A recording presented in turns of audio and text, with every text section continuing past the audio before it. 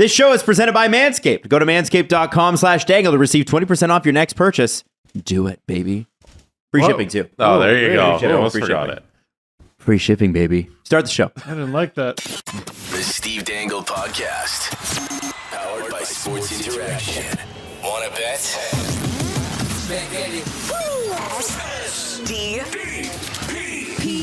The Steve Dangle Podcast with your hosts, Steve Dangle, Adam Wilde, and Jesse Blake.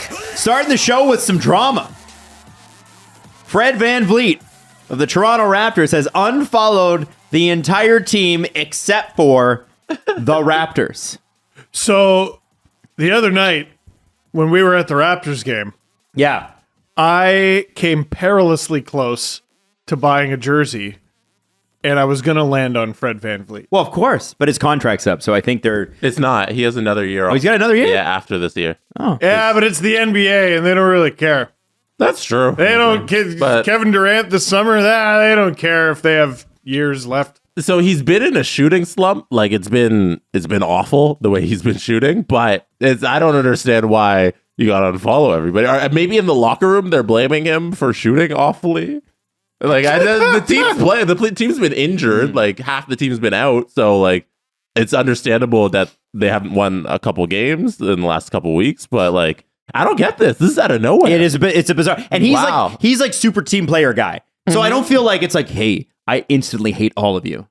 But you know, maybe sometimes too. Like I unfollowed like a few hundred people midsummer just because like I wasn't like the accounts weren't active or whatever. I cleaned up. So maybe he's just doing a timeline cleanse.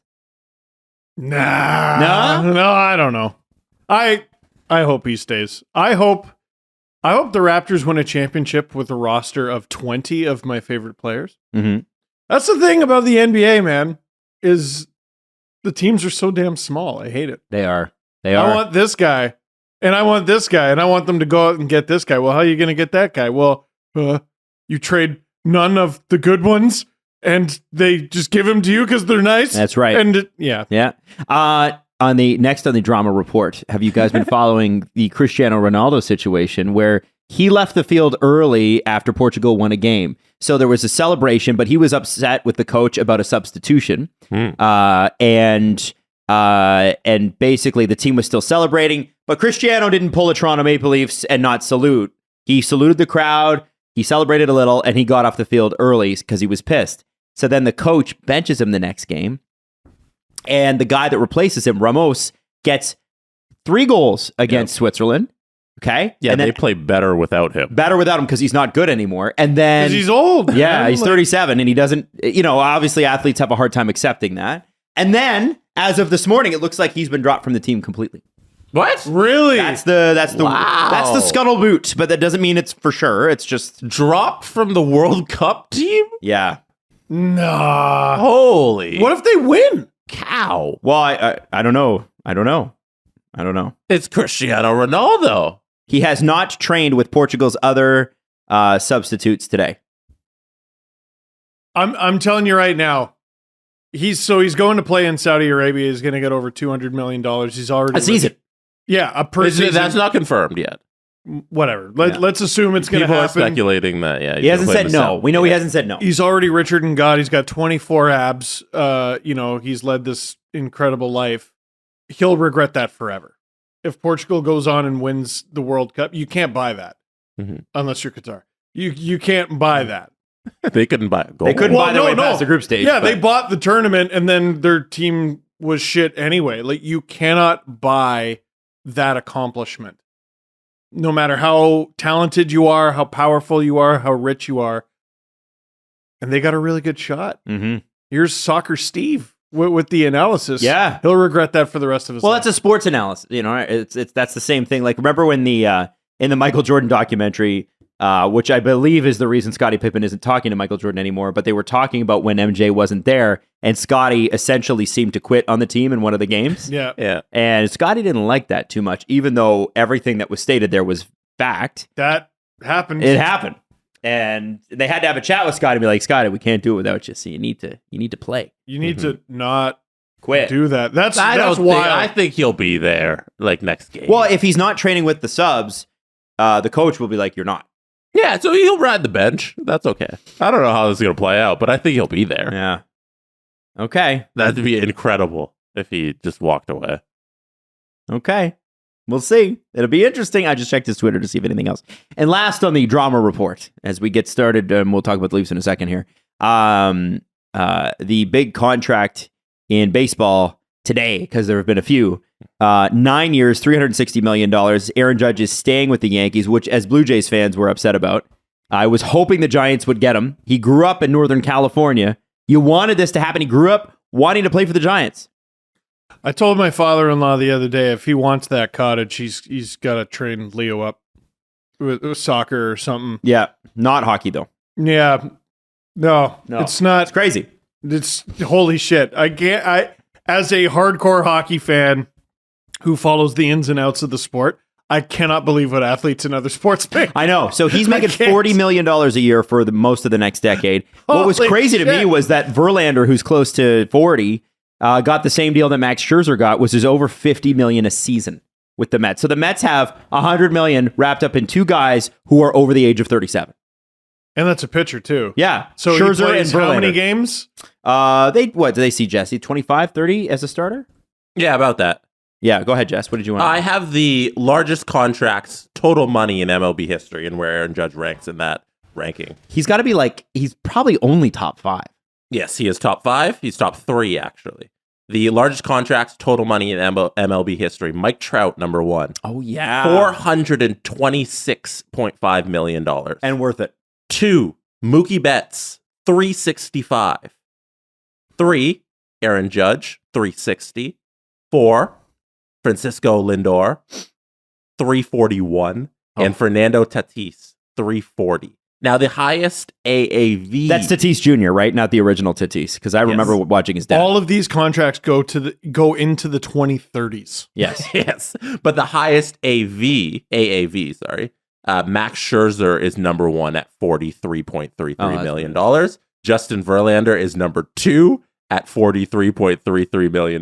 They had matching deals. And then Aaron Judge comes in at number 3 at $40 million per year. Watch me do baseball.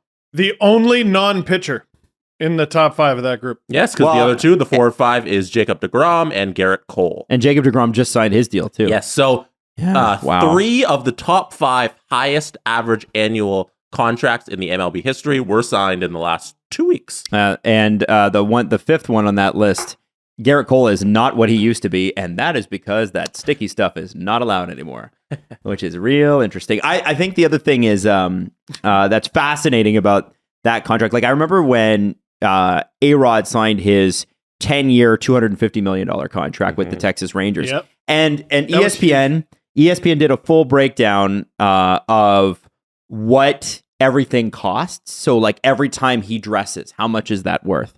And they speculated that every time he caught a ground ball, it was worth $25,000. Isn't that nuts? Like, and we're looking at A-Rod's contract from more than 10 years ago. That was 15, 16 years ago. And it's like, oh, wow, that's peanuts compared to what the guys are signing for today. They're almost signing for double. But you have to think about that in the context of the time. Yeah. $25 million a year is what he was making. People weren't making that. They were making 10, 12 in baseball, but not that. Crazy money. If I'm not mistaken, the most a hockey player, I feel like we've done this several times and I never remember the answer. I think the most a hockey player has ever made is 17. I think that was Joe Sakic. Yeah. And Fedorov, there was some weird Fedorov offer sheet thing there, but wow. I also think it's going to be interesting that Shohei Ohtani, who can win an MVP in the batting race and also win the Cy Young Award in the same season, is probably looking at those guys and going, well, I'm a combo of both. Like, if you're Shohei Ohtani and you're his agent, how do you possibly put an affordable value, even for the rich teams, on him? Because he's a pitcher that's worth $25 to $30 million a year, and he's a hitter that's worth $25 to $30 million a year plus. Affordable? Like, if Aaron Judge... That's not their responsibility? Yeah, but I know, but if Aaron Judge is a $40 million player, and he broke Babe Ruth's record, and is the only one, in my mind, who has legitimately done it, the question I would have is, like, if you're his agent, you're asking for what, $75-80 million next year? A year? He could, conceivably, if he signs for 10 years, he could sign a $800 million contract. Only thing that would stop him from doing that is, I just finished playing for the Angels. I'd like to win. That's true. That's true. And how much money? Like when you go from, I don't know, 500 million to 800 million, does it really matter? Two of like the best players ever can't make the playoffs. Like, it's pretty tough. The Angels, pathetic. It also is kind of a stark reminder for Blue Jays fans that they better get those Guerrero Jr. and Bichette locked up. Otherwise, it's going to be ugly. It's going to be a problem. And none of those MLB contracts cross the upper echelon of NBA contracts, where Steph Curry's AAV is $53 million. And he's underpaid. You can make a great argument that $53 million per year is an underpayment for Steph Curry. What was that stupid stat I read on the train ride home the other day from the game? He's 101st in the NBA in fourth quarter minutes, but first in points. That's insane. Just efficient. Devastating. I that's so devastating to like that kind of dominance is crazy. I'm thinking back to it with Cristiano Ronaldo. That deal, it'll say 100 million pounds a year that it's worth, right? It's not $100 million, 100 million pounds. Okay? Because it's that weird C with the two equal signs and through it. You know, the pound sign. I always have to go, What is that? Yeah. But as a part of that deal, there would be sponsorship dollars that would double that amount, which is why I said 200 million pounds. Because it's not just, it's a 3-year deal, 100 million each year. And then the team would be organizing, kind of like what the Leafs tried to do with Stamkos, right? Where it's like, Canadian Tire will sign on and sponsor you. And, Canadian Tire? Yeah, Canadian Tire will give you a couple $1 million. How about that, Stammer? Aww. I know. Holy Hockey's shit. niche, man. It's niche. Yeah. It's crazy. Apparently. I like our little village we call Canada. I do too. I do too. Sometimes I'm like, Toronto's a big city. We have tall buildings. Toronto is a big city. Yeah, sure. Yeah, we just Whatever don't you have any. We don't like we've got Vancouver, Montreal. They're all big, but it's sort of like you compare and contrast Toronto, Vancouver, Montreal to L.A., New York, Miami, London, and like it's just a little bit. It's different. Yeah, they're big in the same way that 8th graders are big to 3rd graders. Yeah. There you used go. to be like, I remember being in like the 3rd grade and being like, I can't imagine being 14. Yeah. It's like, wow, I bet those guys have to shave. Yeah. Crazy. According to MoneyPuck.com, Matt Murray's performance on Tuesday was the best of any goaltender since recording of modern statistics. A 5.979 goal save above expected. According to whom? MoneyPuck. According to whom? Expected by whom? I listen. You can agree, or you can agree that those stats are relevant, or you can agree that they're not. I don't really care. The reality is, it's like plus minus. Sometimes it's so goofy that you're like, he was good. He was really good. He stopped a lot of goddamn pucks last night, man. Yeah. So based on the model, the Leafs should have given up 6 goals, and they gave up 0, which I think is pretty good. I saw a team effort, man. I saw Matt Murray, he did play out of his mind, but they blocked 27 shots, I think it was. Yeah. Marner turned out his hands on purpose to block shots with the backs of his... which is what you should do. Hand. Yeah, well, because he's got the special padding on it and everything. Sandin was out there doing it the hard way, blocking it with his ankles. And Marner with the Tim Brent, and Liljegren was the only one using his stick on that 5-on-3. And Justin Hall, I feel that this is a game where I feel bad for Justin Hall. He played 26 minutes in a game where his team got a shutout, and all anyone's talking about today is that he threw the puck. He's the 3rd player to throw the puck since Saturday.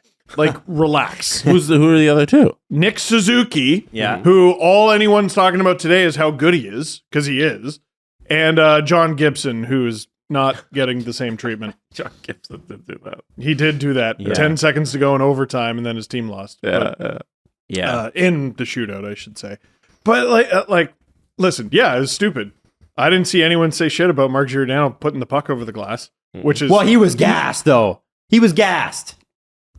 You're not allowed to do that. I know. Every time that happens, I'm like, you're not supposed to do that, right? Like, no, but... And there's another guy who's playing out of his mind. Like, he's legitimately doing charity work.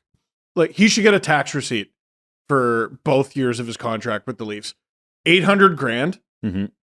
He's worth so much more than that. Timothy Liljegren with 26 minutes. Him too. Rasmus Sandin with 23 and a half, also a career high. Victor Mete is the one I feel bad for, though, because he's finally getting the opportunity to play and he's injured. So I was talking about this last night. It sounds like Brody is close to coming back. Days away. He's days away. Yeah, so that's what they're saying. Who knows? Maybe he'll be back. They have a game Thursday. I don't remember who it's against. Doesn't matter. So let's say, so here are their options. There are only two other healthy defensemen are Connor Timmins, who was in the lineup, and Mac Hollowell, who they can bring back into the lineup. So in theory, they could have a third pair of two right-handers in Connor Timmins and Mac Hollowell. Which would be a nice change because it used to be two lefts. It's a bit of a nightmare, but like they could do it. The other option is they got to call up the next left-handed option. But So I thought that Mac Hollowell was the buoy. No, I thought so too. No, they've gone well past that. Okay. Because they're swimming in the undertow now. Well, yeah, because you got to call up Philip Krall. Oh wait, Philip Krall came back from injury a few days ago and got injured again. Oh, so he's week to week. The Leafs' next ranked left-handed defenseman under NHL contract they can call up is Mikko Kokkonen, who just got to North America from Finland this year. He's like 21. Anybody who plays the NHL games is well versed in Mikko Kokkonen. He's not a bad prospect. What do you know about him? What do you know about him in the game? He's not a bad prospect in the game that you can pick up. Is he like a 3-4 prospect? Yeah, or 5-6? no, he'll be a third. He'll be your extra defenseman. He'll be your seventh defenseman in potential if you play long enough seasons into the. Okay. I think he's a little underrated by the fan base because like every year at the World Juniors, he was the Leafs' second most important Finnish defenseman. Topi Niemela. Because Topi Niemela, who's not here yet, right? And he's struggling, but that's a conversation for another day. So if Brody is days away, I think you just go Timmins Hollowell and you let them figure it out. Well, I mean, you've done it this much. You might as well. And Look at where you are in the standings. You're doing fine. Yeah. It's since Brody, Riley, and Muzzin went down, the Leafs have 13 points. They have the top record in the NHL since those guys went They down. got one loss. Yeah, it's crazy. That's It doesn't make sense. It doesn't. And It's awesome. Liljegren Sandin they've found their game. Like I don't know where they were at the beginning of the season or the previous parts of their career. Like Liljegren got scratched for Hall in the playoffs, if we all remember. Well, that was just Like, stupid. Justin Hall didn't have a bad playoffs. I like Justin Hall. Yeah. He's important on the PK too. The way Sandin plays, man, that guy, I don't want to retrospectively, I don't want to retroactively go back and say he should have played in the Lightning series because we saw him at the beginning of the season. He was bad. Mm-hmm. Now he's gotten good. If he continues this level of play, he's going to be a huge addition in the playoffs. Yes. He definitely fills a role that they lack. It'd be great if Muzzin was there too, but We have a situation here. The Leafs have a situation here where the third pair should be when everybody's kind of back and excluding Muzzin because it looks like he's done for the year. Yeah. It should be Sandin and Liljegren as their third pair. That should be solidified. They've earned I think those two spots, and that should be their third pair moving forward. Riley Brody, Liljegren, Sandin, Geo Hall. Geo Hall. Mm-hmm. And in the meantime, it should be Brody Hall, right?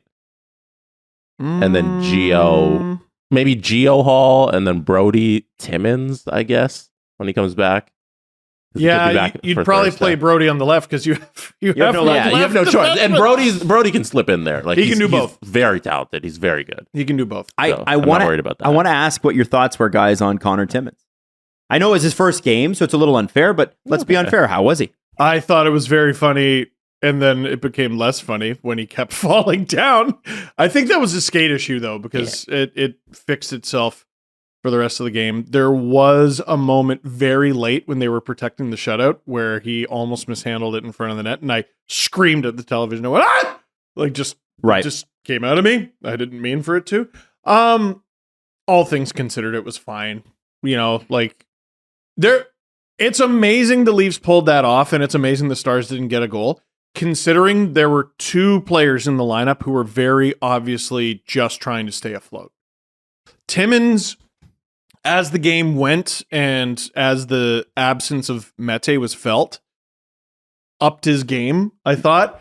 SDA, I wanted to see more out of. I hope he gets to play next game as well. Yeah. Because he was very obviously like, okay, just don't get in the way. No, he didn't get a chance to play because half the game was on the penalty kill. That too. You can't play if it's on the power play of the penalty kill, and then he's all rusty sitting on the bench in his first NHL game. It wasn't fair to him at all. It was super dope to see him play a few shifts with Nick Robertson. I really like that because they've been line mates at now 3 levels of hockey. That's cool for them. Yeah, Peterborough Pete's, Toronto Marlies, and now the Toronto Maple Leafs. That's freaking I can't sick. believe that they weren't Sioux Greyhounds. You know, it's unbelievable that there are Leafs playing that aren't Sioux Greyhounds. Well, It's a they- divide in the so locker they room. dressed 6 of them. Yeah, it's insane. And So- plus, what's his face 6 on the other Greyhounds? team? 6 Sioux Greyhounds last night. What's the defenseman on the Stars who was a Sioux? Colin Miller. Who I completely forgot was a star. I forgot too because it was Dallas, or sorry, not Dallas, Sabres, and then it was like, where did he go? You know what? I'm mad at myself for forgetting to mention in the LFR. What's that? Yoni Hakanpää, who is a pretty good defenseman, and he matches the Dallas Stars perfectly. He was in hell a little bit at times last night because of the bubble. The bubble that he was wearing, he had the full and all NCAA. I'm the star player bubble. Yeah. All I could remember, or all I could think of every time I saw him try to locate the puck is when Muzzin had to wear it. And he was in hell when he had to wear that thing. So fret not, Dallas Stars fans. Once he gets that off, he'll be fine. Also, dressing 6 Sioux Greyhounds brings new meaning to the word. He got that dog in him. Because Hey! quite literally, Yeah. the Leafs do got that dog in him. Greyhound is a dog.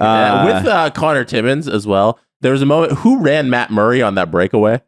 Oh, and he got in their face. And the guy's like, it was an accident. The first guy back. Kiviranta. The first guy back to yell at Kiviranta for running into Matt Murray was Connor Timmins. I like that because that's a guy who's like, this isn't my team. Like, I just got here. I'm trying to show myself to the guys. I got to show that I'm standing up for everybody. I'm going to skate really hard back and get in his face, and I'm going to stand up for the boys. We call that the Nick Foligno. Yes. No, So, I liked it. Shout out Connor Timmins for that little play. I noticed it, and you were in his face for a thing that was completely by accident. Listen, some games you're going to thrive. Other games you're going to survive. And the Leafs did a great job surviving. Well, 4-0 isn't bad. And It's not bad at all. They ended one person's scoring streak and extended another's. Yeah, we won the scoring streak Super Bowl. That's That's right. unreal, And isn't it? usually it goes the other way. Usually it's like, oh, that person lit the Leafs up, and unfortunately, the Leafs scoring streak is over. And he got it done super early. He It being was whom? Mitch Marner. Expected goals for whom? Yeah, expected a primary assist for whom. That's right. And it was great watching him sort of realize it because he was like celebrating the goal, and then he was like, "Oh, hey, I also did the thing." Right. Mm-hmm. Right. And like the fact that that very they much. got it done early means that they didn't have to spend the rest of the game trying to feed him pucks, Right. which was very annoying. Yes, it was extraordinarily annoying. I can't wait until they do it next time. Who do they got? Oh, they got LA. LA LA on Thursday. on Thursday. By the way, this Dallas Stars team is not the 2 years ago going to the Stanley Cup team. They're better. And they're way better. I yeah. am like, if I was in the West, I'd be freaked out about playing them. I think and we'll get to the Avs injury situation in a second. Mm-hmm. But you do a rematch of that series now? Oh baby. I even fully healthy. I know the Avalanche are super deep, even if they were especially fully healthy. They have several players I don't recognize. What, the Avs? Yeah. Oh yeah. And but man, I think Dallas would give them a run with the way they play. They do still play good defense, and holy shit, can they score? Dude, and like Sagan's Like Matt all Murray the way robbed the game. back. Sagan's all the way back. Yeah. Jamie Benn is all the way back. Do you remember that nasty hit? Who did he lay out in the middle of the ice? What year is it now? Oh, yeah, I know. He had a nasty hit. And also I didn't realize this at the time because I was just like, please keep the puck out of the net.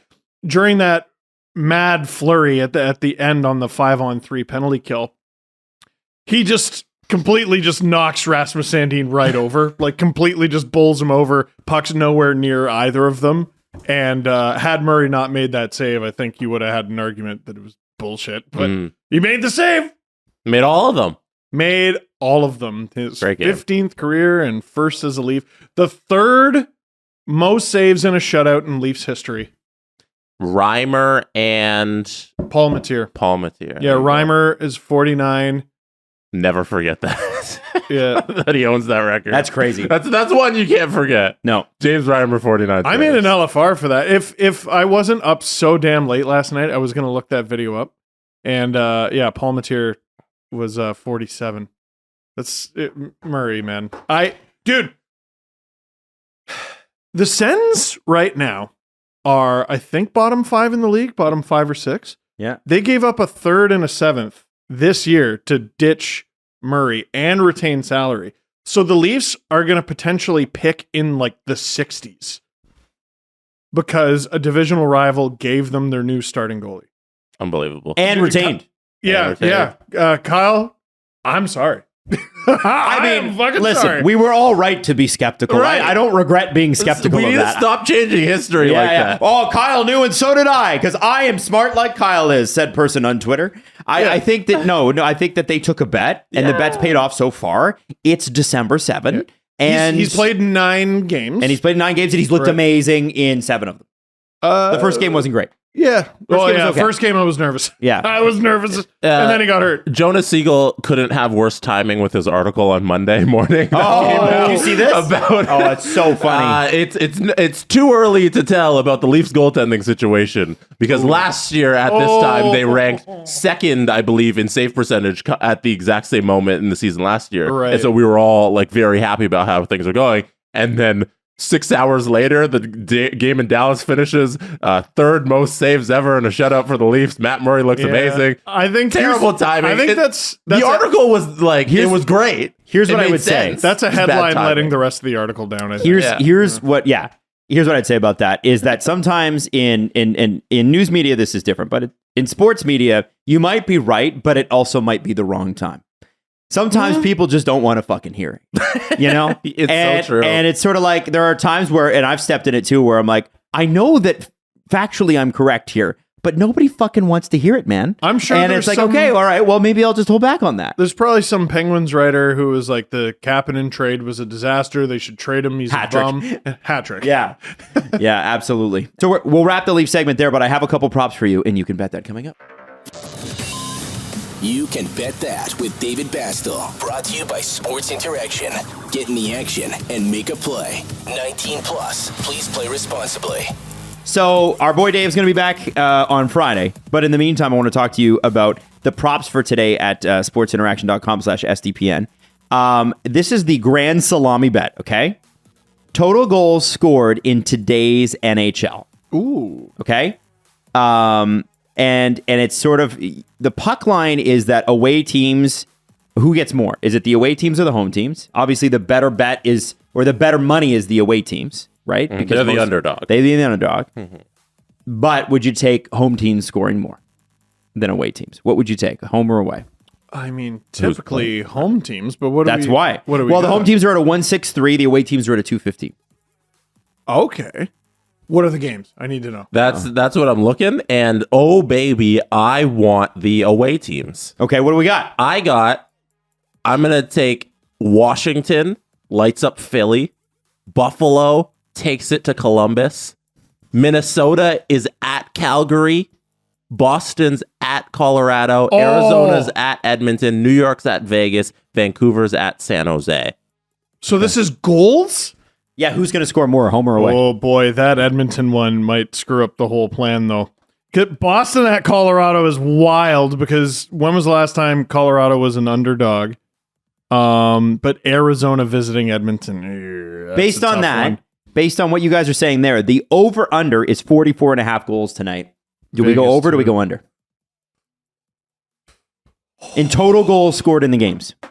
That's a big So, goal lineup, I think. 1, 2, 3, 4, 5, 6, 7 games. So what do we need to average there to hit 45? 7 times... 45 divided by 7 is 6.4. So you need to have 7 goals in most of the games. So it's got to be a 4-3 basically, or a 5-2. That's a lot of goals. It's a man. lot of goals for That's a 7 lot teams. of goals. I think I'm going to go under. Okay. Yeah, You're going I'll go under. Which? Oh, away or home? Oh. It's less fun to say home, but I'm going to say home. Adam, over, Home. under, away or home? Oh, I'm going... Okay, so first off, I am going under. And I'm going to give it to the away teams for sure. I'm with you guys. I'm over and away. Wow. Because if the away teams are going to win these games, they're going to be high-scoring games. The two X factors there are Boston, Colorado, and Arizona, Edmonton. The next one's a little straightforward, okay? It's a Mitch Marner point streak prop. When will it come to an end? Now, I know a lot of people don't want to bet on this because it's more like, hey, I don't want to bet that it will ever end. I don't want it ever to end. And that's not an option, by the way. Never is not the option. But It should be. If you bet on the Kings, you're at 275 for Thursday for it to end. The Flames on Saturday at 385. The Ducks next week at 501. The Rangers at 601 next week. And the Capitals at 7 next week. So pretty good return. However, if you really think he's got this, if you think he's going almost like Gretzky Lemieux era, no. If you're Gretzky was 52. You're talking about the modern record, which is Patrick Kane and at 30. I know. But if you're thinking even Patrick Kane, because he's 20 games right now? Yes, 20. So to equal Patrick Kane, he would need to have a point streak end after the Avalanche game on New Year's Eve. Wow. So the Avalanche game will pay you 26 times. Oh man, you know what's crazy? Like wouldn't you try? Don't you kind of want to? Kings, I like his odds there. Flames, ooh, that one's a bit tough. Then Ducks, though. I mean, they did lose to the Ducks. I mean, odds. The Ducks are allowing goals to everybody. The Rangers you get a goal there, Steve. The Rangers haven't looked great, but they also play the Leafs really well. The Caps haven't looked great. The Lightning have. Yes. The Flyers have not looked great. The Blues, Coyotes. Because if he can get over the Lightning hump, Flyers, Blues, Coyotes, at that point, I'm taking the Avalanche. And a busted Avalanche? Oh, boy. I mean, I don't know. I'm going to tell you right now. What is it? No points in that Rangers game.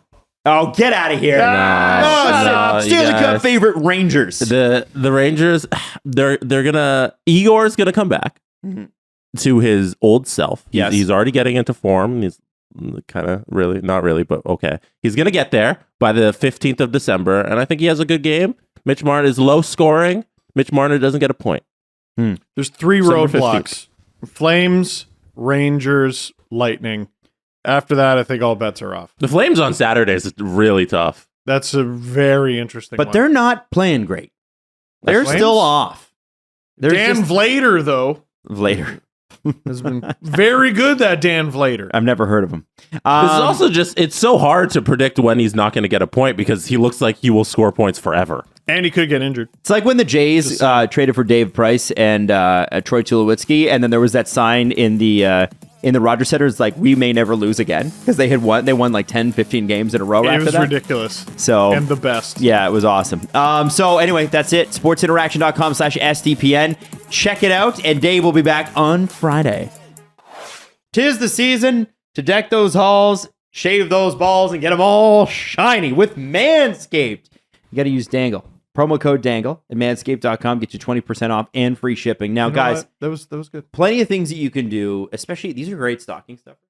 So, I'll reach behind me into my tickle trunk of manscapedness. The Weed Whacker.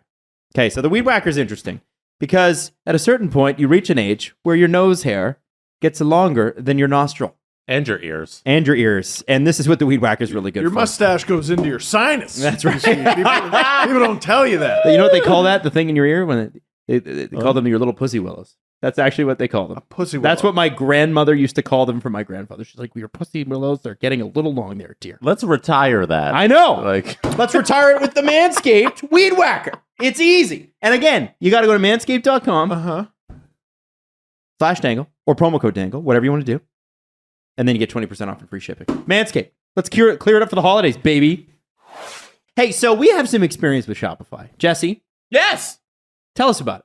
STPNshop.ca is built on Shopify. Oh! So with Shopify, you're going to be able to customize your own online store, right, Jesse? Like ours. And discover new customers, right, Jesse? Like all the customers we have. And build the relationships you want to create with diehard fans, which we hope we've created with you. And it's funny because we, when Shopify came on as a partner, we were like, I didn't even know that Jesse had used Shopify as the platform. And then he's No. like, hey, did you know? Jesse doesn't tell us anything. No, he doesn't. He just does it. Part of his charm. And thanks to their 24/7 support and free on-demand business courses, Shopify is on your team every step of the way. So when you're ready to take your winning idea to the world, team up with Shopify, the commerce platform powering millions of businesses, including ours, down the street and around the globe. Try out Shopify for free and start selling anywhere. And if you want to sign up for a free trial, shopify.com/SDP, all lowercase. We didn't even get a free trial. We just did it. It's true. Go to shopify.com/SDP. You're getting a better deal than we did to start selling online today. Again, shopify.com/SDP. Steve Dangle Podcast is sponsored by BetterHelp. Listen, full disclosure, we are three guys that have all gone to therapy.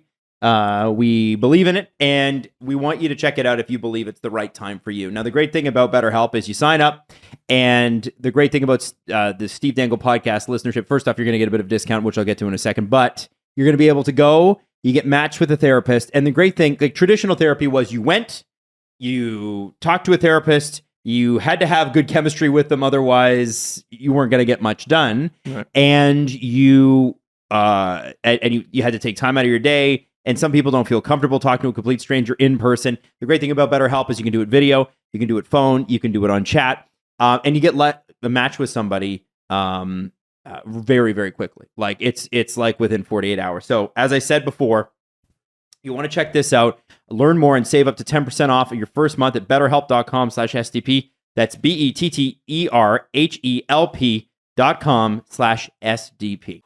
One of the most unbelievable moments of the calendar year, because we're getting to the point now where we're starting to plan our year-end shows, is going to be Shane Wright falling 3 spots to number 4 in the draft from Montreal. A couple other teams, Arizona, I believe, was one of them. Passed on him. Yep. I forget who the other team was that drafted New in the top Jersey. 3. New Jersey. And my favorite team, how could I forget? And then obviously the Seattle Kraken picking him. Now, the thing that Jesse and I missed, and I don't know if you caught it, Steve, when you were doing your thing for Sportsnet, I don't know. but he had a kind of a stare down at the Habs, kind of at their table. He denies that, but It looks like a bit of a stare down. Either way, it makes things more interesting, which is why, and we said it on the stream, Jesse, circle the Montreal Kraken date. That's going to be an interesting date. Every time he plays them forever and ever, that's what it's going to look like. what on earth is better than sports? Nothing. Oh, yeah. There's a stare down, guys. There's for sure a stare down. I want to believe there's a stare down because it's way better.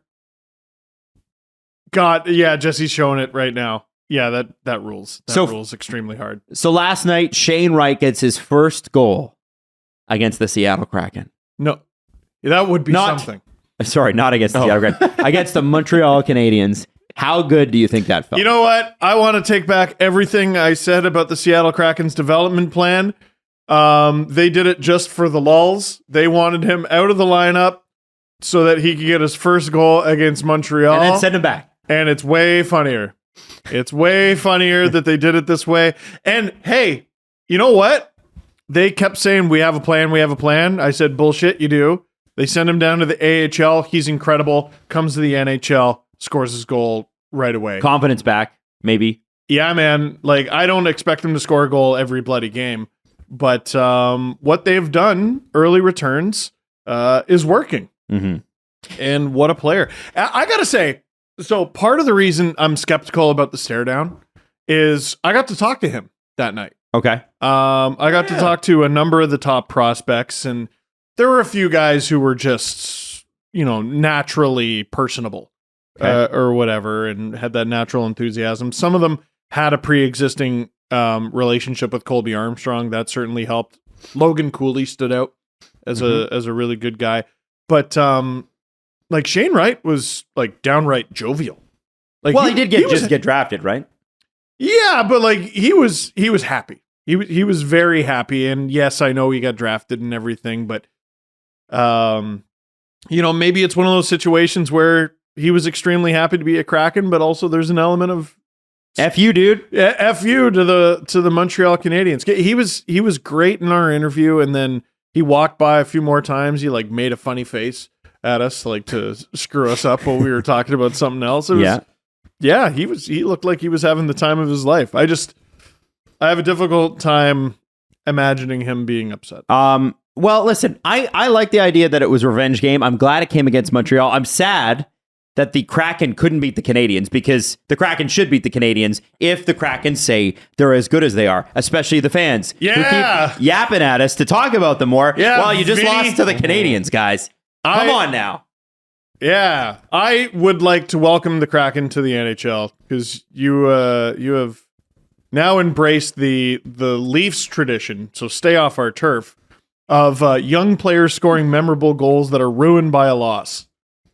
Congrats. I thought it was nice, too, that they put him in a position to succeed, because when they started him on, what was that game, Monday night, it was between, he was centering the line of Yanni Gourde and Borkstrand. Like, that's a good third line there. You got Seattle. Like, before they're running him out on the fourth line for 8 minutes. You know, he's playing wing a little bit. Like, it wasn't now. You had your conditioning stint in the AHL where I believe he had 4 goals in 5 games. Like, it was dumb. Not bad. Yeah. And you come up and you get to play with Borkstrand and Yanni Gourde. Like, it's not bad. Not at all. Here's a head start. And the Hockey Canada were supposed to announce the World Junior training camp invites, I think, this week on Monday, and then it just didn't happen. It's supposed to be coming down anytime. Is Ty Voigt Canadian or American? Because he's like leading the OHL in certain offensive categories. He's a Leaf prospect. That's why we care. Okay. And he wasn't even invited. So they did have the invites already? It came out, yeah? And Logan Mailloux, I think, wasn't invited either, and some people were surprised, and that was a whole debate because he's actually... He's good at hockey, which doesn't surprise anyone. Well, he's fine at hockey, but like he's not so good that it's ridiculous he wasn't invited. Oh, okay. Yeah. Fair enough. So I don't know what the plan is here for Shane Wright if you don't bring him back. Because that originally the 5-game stint, it was supposed to line up where, hey, he comes back for this 1 game for Montreal and then now off to World Junior camp. But I don't know if they keep him for a little bit and then release him to camp, or if he just goes to camp immediately. I like to see what they do there, because if he looks good, maybe play him for a couple more games here if they have that option, and don't send him away. They also doubled his ice time last night. Most of the time he's playing 5-6 minutes. He was playing close to 12 last night, which in a forward usually plays at like 16. That's not bad. It's not bad. No, it's not bad. Middle 6 forward, I would say, is 16. And he's not a special teams guy, right? So that usually jacks your numbers up too. He should be on the power play. Well, it seems that way. Should be. Yeah. You got to earn it like an old man. Anyway, it'll be interesting to see what happens with Shane Wright, but that's really cool. I did want to ask you if you saw how much it costs to park at Climate Pledge Arena. $70 American dollars. That's right. $70. Wow. Now, apparently you can just park up the street and it's like either $20 or free if you park in the neighborhood. But I just thought, I mean, Climate Pledge Arena kind of makes sense. They don't want you driving your car to the game. That's the thing. And that's the important context. They don't want you driving your car to the game. And apparently, I think I read somewhere with tickets, there's some sort of discounted transit you can get. I don't know. I like it. It's a crazy number. That's a crazy ass number. I've never seen it. Never seen that in my life. I've seen 45, 50. I've seen like $30 for Jays games and gone, what? There's this one asshole working at a parking garage by CBC. And there was a Jays game, and it's the parking garage I always parked at to go to my job. And I go, it's $30? And he, like, without saying anything, he just goes, yeah, if you don't like it, leave. Oh, okay. All right, bro. And I'm like yeah. Cool. So looks like the first hour and a half tonight I'm working for free. Yeah. Yeah. Because holy shit. Yeah. 30, but 70 though. 70 American. It's a big number. It's like $95, man. Yeah. Yeah. Holy shit. It's a lot of money. I want to throw this out there before we get into the next subject. This is from Thomas Drance. He's such a great follower. No, I'm kidding. Hooray. According to Dom Lucian's projection model, the Vancouver Canucks playoff odds currently sit at 18%. Their odds of finishing 5th or 6th place in the Pacific sit at 77%. Which is wild, because how far out of a playoff spot are they? Who knows? I don't actually have that. Jesse's got it. I'm sure it'll come up. How far out of a playoff spot? They have 20. They're 2 points back.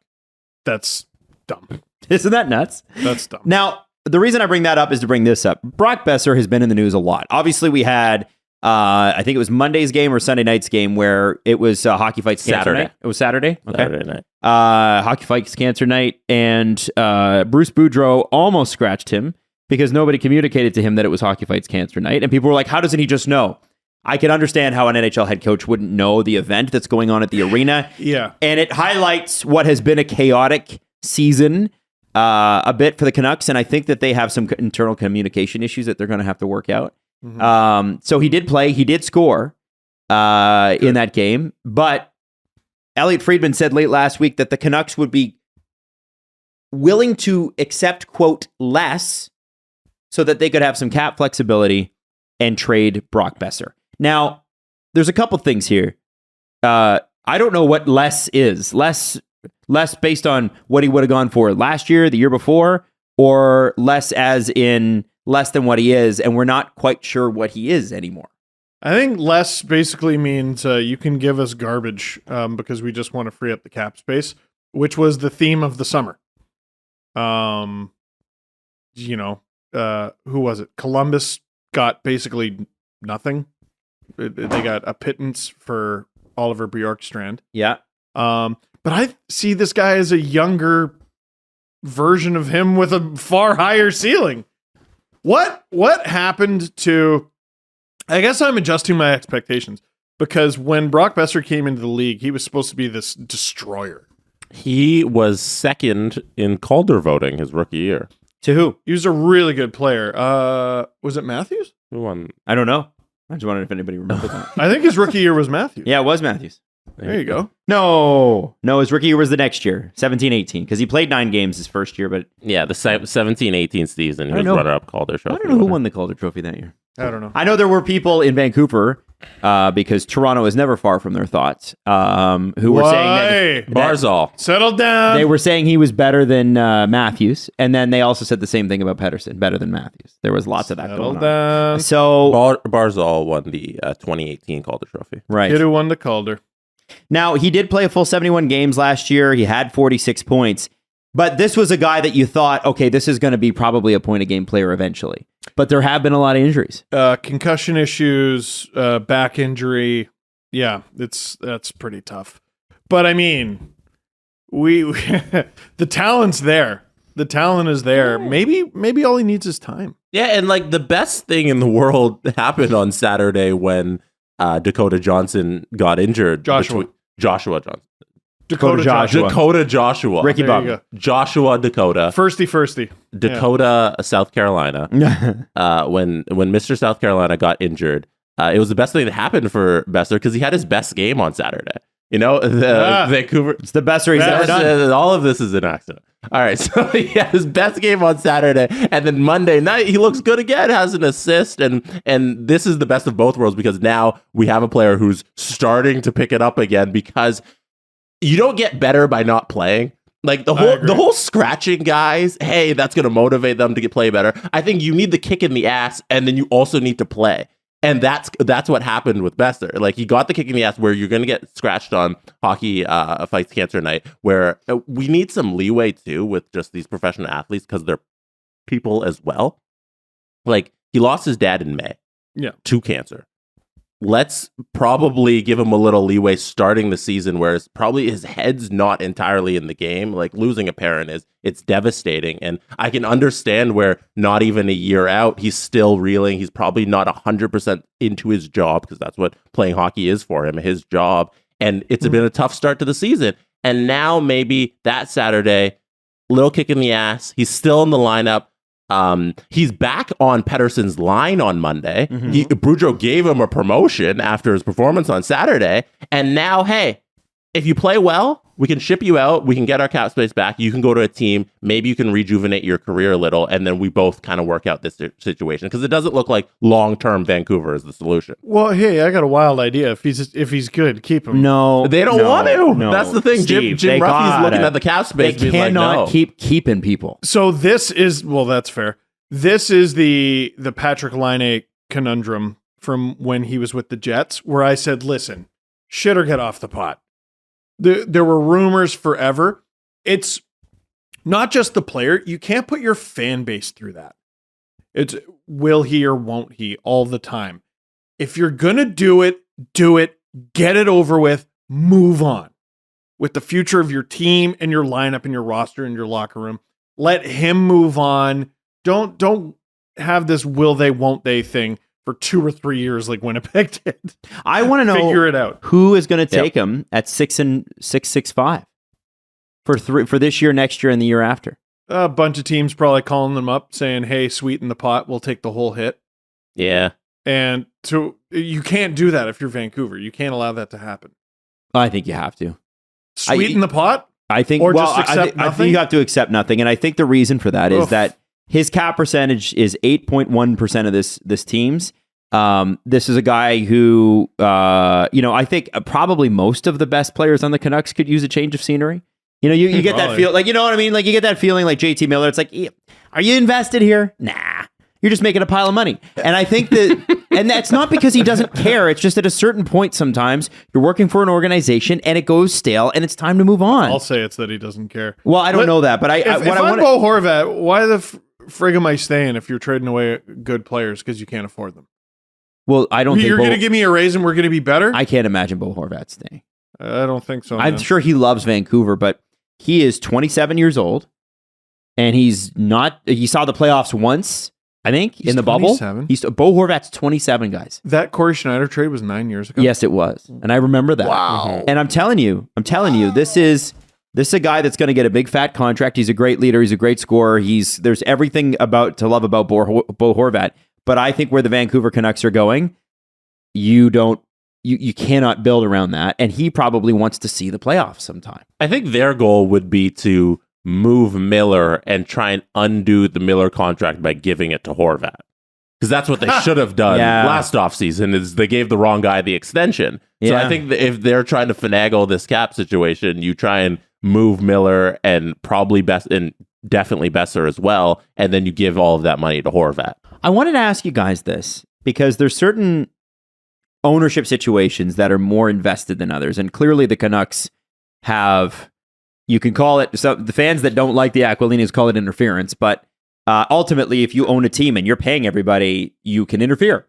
You can get in your own way, absolutely. I want to know, because a lot of people have said, like, well, why didn't they give that contract to Bo Horvat? I wonder if Bo Horvat, they talked to both of them and said, okay, whoever accepts the number we're happier with gets the deal. And I think, to me, that's an awful way to do business. It is, but it looks to me like that's what happened. Because honestly, guys, in what world are you signing JT Miller before you signing Bo Horvat? Especially after last year, especially with the fact that those two guys publicly do not like each other, do not talk.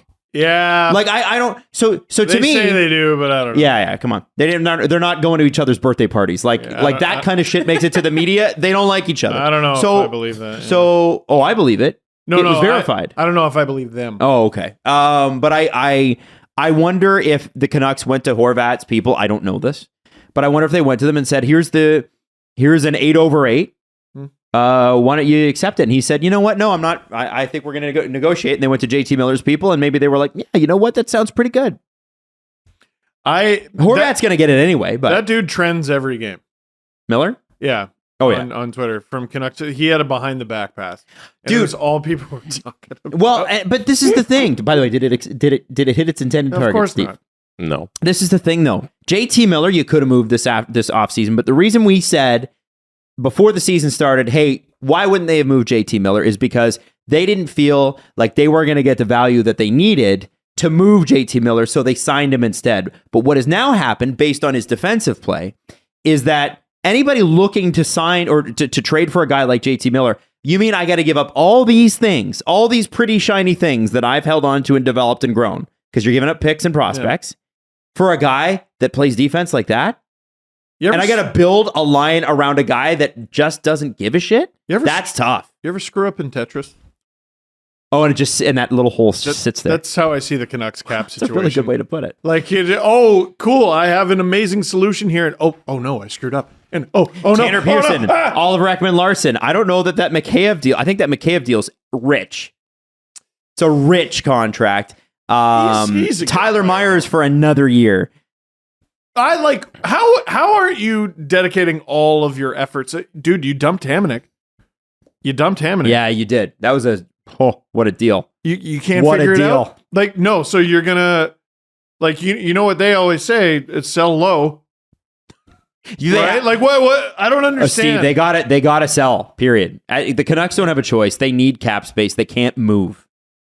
They got to sell something. You don't win by trading good players for nothing. They're not. Why are they trying to win? That's the problem with the Canucks. Is they keep trying to win. Short they or don't have the long group to win. They thought with Bruce Boudreau coming in that the team had something going. They thought that second half of last year kind of confused the Canucks in thinking that they had a better chance at winning this year. And then it started this year and everyone's like, oh no, the last year beginning of the season, the Canucks was the true Canucks. And looking back on the Miller deal, it probably should have shocked us more when they made the extension with Miller as opposed to like the captain of the team, the younger player who probably has a brighter future. Well, we all assumed they were moving on, right? From Horvat. That Yeah. was my assumption. They made their choice. That it was going to be Miller over Horvat, but it's a questionable decision. Now, it's not all doom and gloom, Canucks fans, because they had a fun couple days. Yes, the comeback was incredible. Montreal was up 4-0. And then how did it go? It went 5-4 Canucks, then 6-5 Montreal. Right. Canucks tie it and win it in either overtime or the shootout. I can't remember. 6-7. 7-6, yeah. Unbelievable. That's dumb. That's a lot of fun. Can we revisit some of the comments Bo Horvat's agent made at the start of training camp regarding the contract? What's the date? So the date is October 13th. Sportsnet.ca. I guarantee you it's going to be nothing as fun as Mitch Marner's agent. But anyway, remember that? The Matthews signs the contract. Next day, This stinks. This stinks. Boo! So this was Mr. Horvat's agent on Donnie and Dolly back on October 13th regarding Bo Horvat's contract. Love that show, by the way. I think both sides have tried, but disagreement happens, Horvat's agent Pat Morris said. I always see the best agreement always is the one they don't like and the one we don't like. That creates an agreement, but we haven't found that level yet. Some of these things take time. It's not every single player that gets an extension. There's a disagreement, it doesn't happen. If there's not a meeting of the minds or a consensus, you can't get something done. You're always hopeful when you start out. Vancouver always told me they like Bo Horvat a lot and they have him under contract for this year, but not beyond, unfortunately. It sounds like he's moving on. Yeah. It's not a very promising outlook from the agent. But if you're 27, why do you want to sign in Vancouver long term? Like, what does the team offer that allows you to win a cup now? I still think there's something there, man. I'm holding on. I still think there's something there. Why? There's no I love you. There's no logic to that. No, the captain of the team. dude, Pettersson, Captains move on, guys. Kuzmenko, Podkolzin, Quinn Hughes, Thatcher Demko. There's a core there you can build around. Kuzmenko's been amazing. You know what? Keep telling yourself that, and they'll continue to finish 5th and 6th. But those guys he just named are the foundation of a very good team. And I didn't even mention Horvat or Miller, who are extremely good. You know. So what happens when you get rid of Horvat, Miller, Ekman Larson? I'm going to include in there because he's got a big fat contract. Tyler Myers. The team is not better. That team. So that trade was a disaster. I think they still need. That is a disaster. It's the worst relic of the Jim. What's his face era? Benning. Other than Louis Eriksson. Oh my God. Like they traded Louis Eriksson to get more Louis Eriksson. I think unfortunately, this is like, okay, so you have all those things, excuse me, all the names you just mentioned. You bring those, you get rid of the guys that they have at the top of that list with all the money. That team is not better. So you still have 2 or 3 years of tooling or retooling, unless you can get some value for Horvat and some value for JT Miller. And I don't think you can on JT Miller's case. Well, I think you're just trading that to get the contract off. I tell you what, make a decision. Yeah. Be the Rangers, make a decision. And if you pull the shoot, you got a real good chance of Bedard. Yeah. Or Michkov, or who's the and other wouldn't that kid? be great? Wouldn't that change the whole conversation? Yeah. Right? Who's the other kid? There's the Leo top, Glynn. Leo Glynn. That's right. The top 3 of this year's draft is absurd. Have you figured out what year his draft year is? 2038. I knew you'd know. 2038. But he'd be a young pick though, Oh yeah. because he's a June baby. Right. Yeah, right. Because it starts the draft new year starts in September. September. Yeah. Mhm. So he'd be one of the Nick Robertsons or Simeon Duragachintsevs of the world, where he'd be a late pick.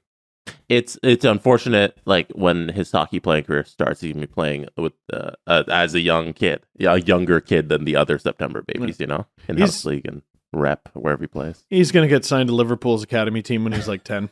Don't worry about it. Is that what's gonna happen? Soccer, Yeah. footy, little footy is where you go. Daddy needs a cottage What position? and a boat. Left back. He needs a What? cottage. Yeah, sure. That Left sounds back. Yeah. good. Goalie. No. Nah. No. I'm his dad. He's weird enough to be a goalie. Also, as we've outlined, goalie is the easiest position to jump from the most ranks. You remember you That's were true. like, it's the easiest position yeah. to get from the ECHL to the NHL. from. Yep. Oh, there's 2 injuries.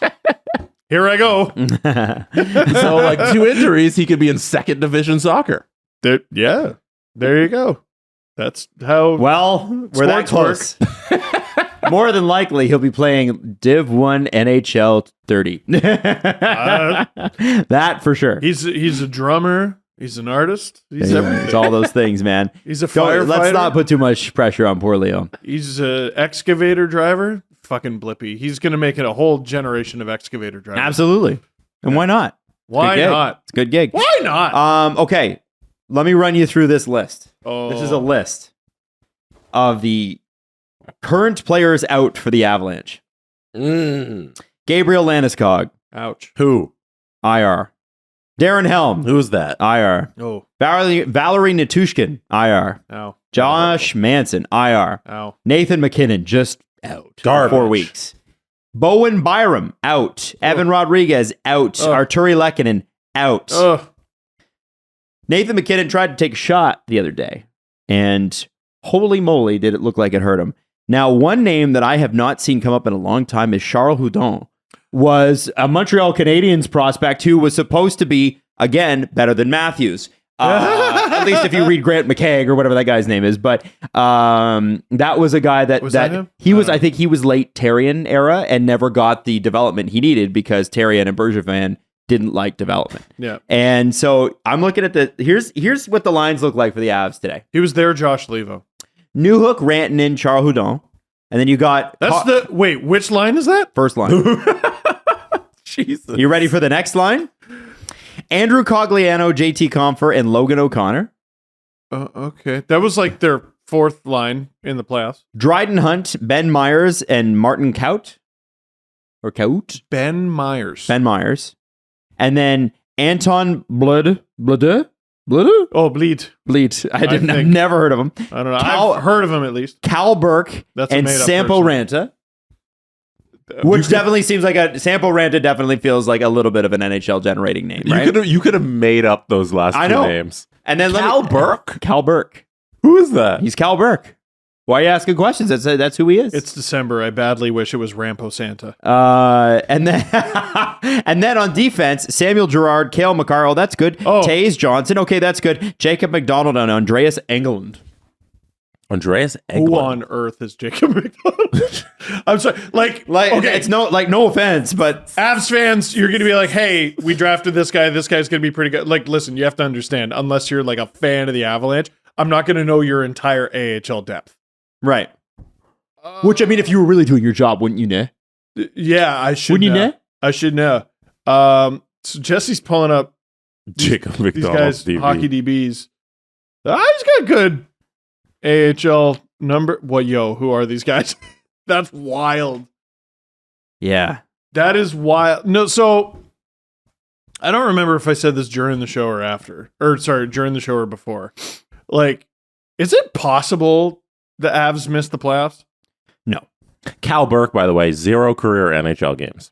So He looks like a university signing. He's in Notre the Dame. AHL. He's been in the AHL for 3 years, and he's a half a point a game player there. As a forward. Yeah. Not Like- that that's a bad thing. That's pretty good. Actually, the AHL is pretty low scoring. If they were to miss the playoffs, it'd be like the Lightning missing the playoffs in 2016-17, where we all respect the team and we know why they missed, because absolutely everybody was hurt. And I would expect them to go right back to contending next year. But holy shit. Yeah. Like, this is difficult to survive, man. Here's why they're going to do it. They're going to make the playoffs just fine because Nathan McKinnon will be back in a month. And they can A handle it. month is so long from now. It is, but I think he'll be okay. I think they'll be fine. Now, the back end is good. I mean, you ride the shit out of that top four. Mm-hmm. Their goalies are fine. Yeah. You got Francouz and Georgiev. Yep. Keep that up. They're going to have to play completely different from how we're used to them playing. Well, like defensive style, you mean? I The guess. entire Man, system. They're currently, this is how good the Avs are. They're still currently the second wildcard team. Yeah, that's what I'm saying, though. But, like, they're barely holding on. You got the underachieving Flames behind you. You got the underachieving Preds behind you. Somehow the Canucks Who are ahead of the Blues, who have been super bad. and the underachieving Blues. And then there's a 4-point gap between the Blues and the Sharks. Yeah, that's where it really falls. So you got a lot of teams nipping at your heels there. If they can just stay between 8th and 10th for the next, go 4-6 in the next 10 games. Let's say there's 10 games in a month. There's probably more like 13, but go 4-10 and you're going to be okay. Because McKinnon will be back and some of these other guys will be back and you'll be okay. Now, throwing this out there, they're 1 point back of Edmonton for the top wildcard spot with 3 games in hand. Dude, Edmonton, man. Edmonton. I like for hockey history. They have to win the cup. He has to win a cup in his career. He Connor has to. McDavid, you mean? Yes, for the institution of the sport. This is the time. Like, remember, I always felt like a little bit of stress thinking about Ovechkin. Like, oh my God, he's just going to retire with no cup. I remember after they lost in 2017 thinking, that's it. He blew his best chance. Like, is he going to go somewhere else? Like, and then, of course, they win it the next year. But, what are the Oilers going to do, man? Oh, sorry. I know I made that Avalanche conversation into an Oilers it's true, conversation. 'cause- No, I think that's fair.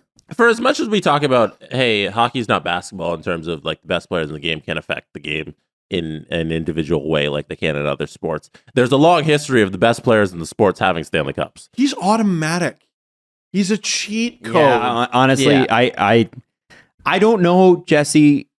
I know that there is that, but I do feel like that's overblown. Yes, yeah. I think if you look back on the NHL, the greatest players have the championships to back it up, Yeah. just like they do in other sports. And Connor McDavid, I think we're all assuming he's going to get into that upper echelon of the 15, the top 10 greatest players to ever play in the National Hockey League. And a cup's got to come with that eventually. It comes down to numbers. Like it's very funny because I'm getting to a point where players began and ended their careers while I was covering hockey. So I get to sound like an old man and go, yes, their numbers, illustrate this and that and that. This is the OV Crosby conversation.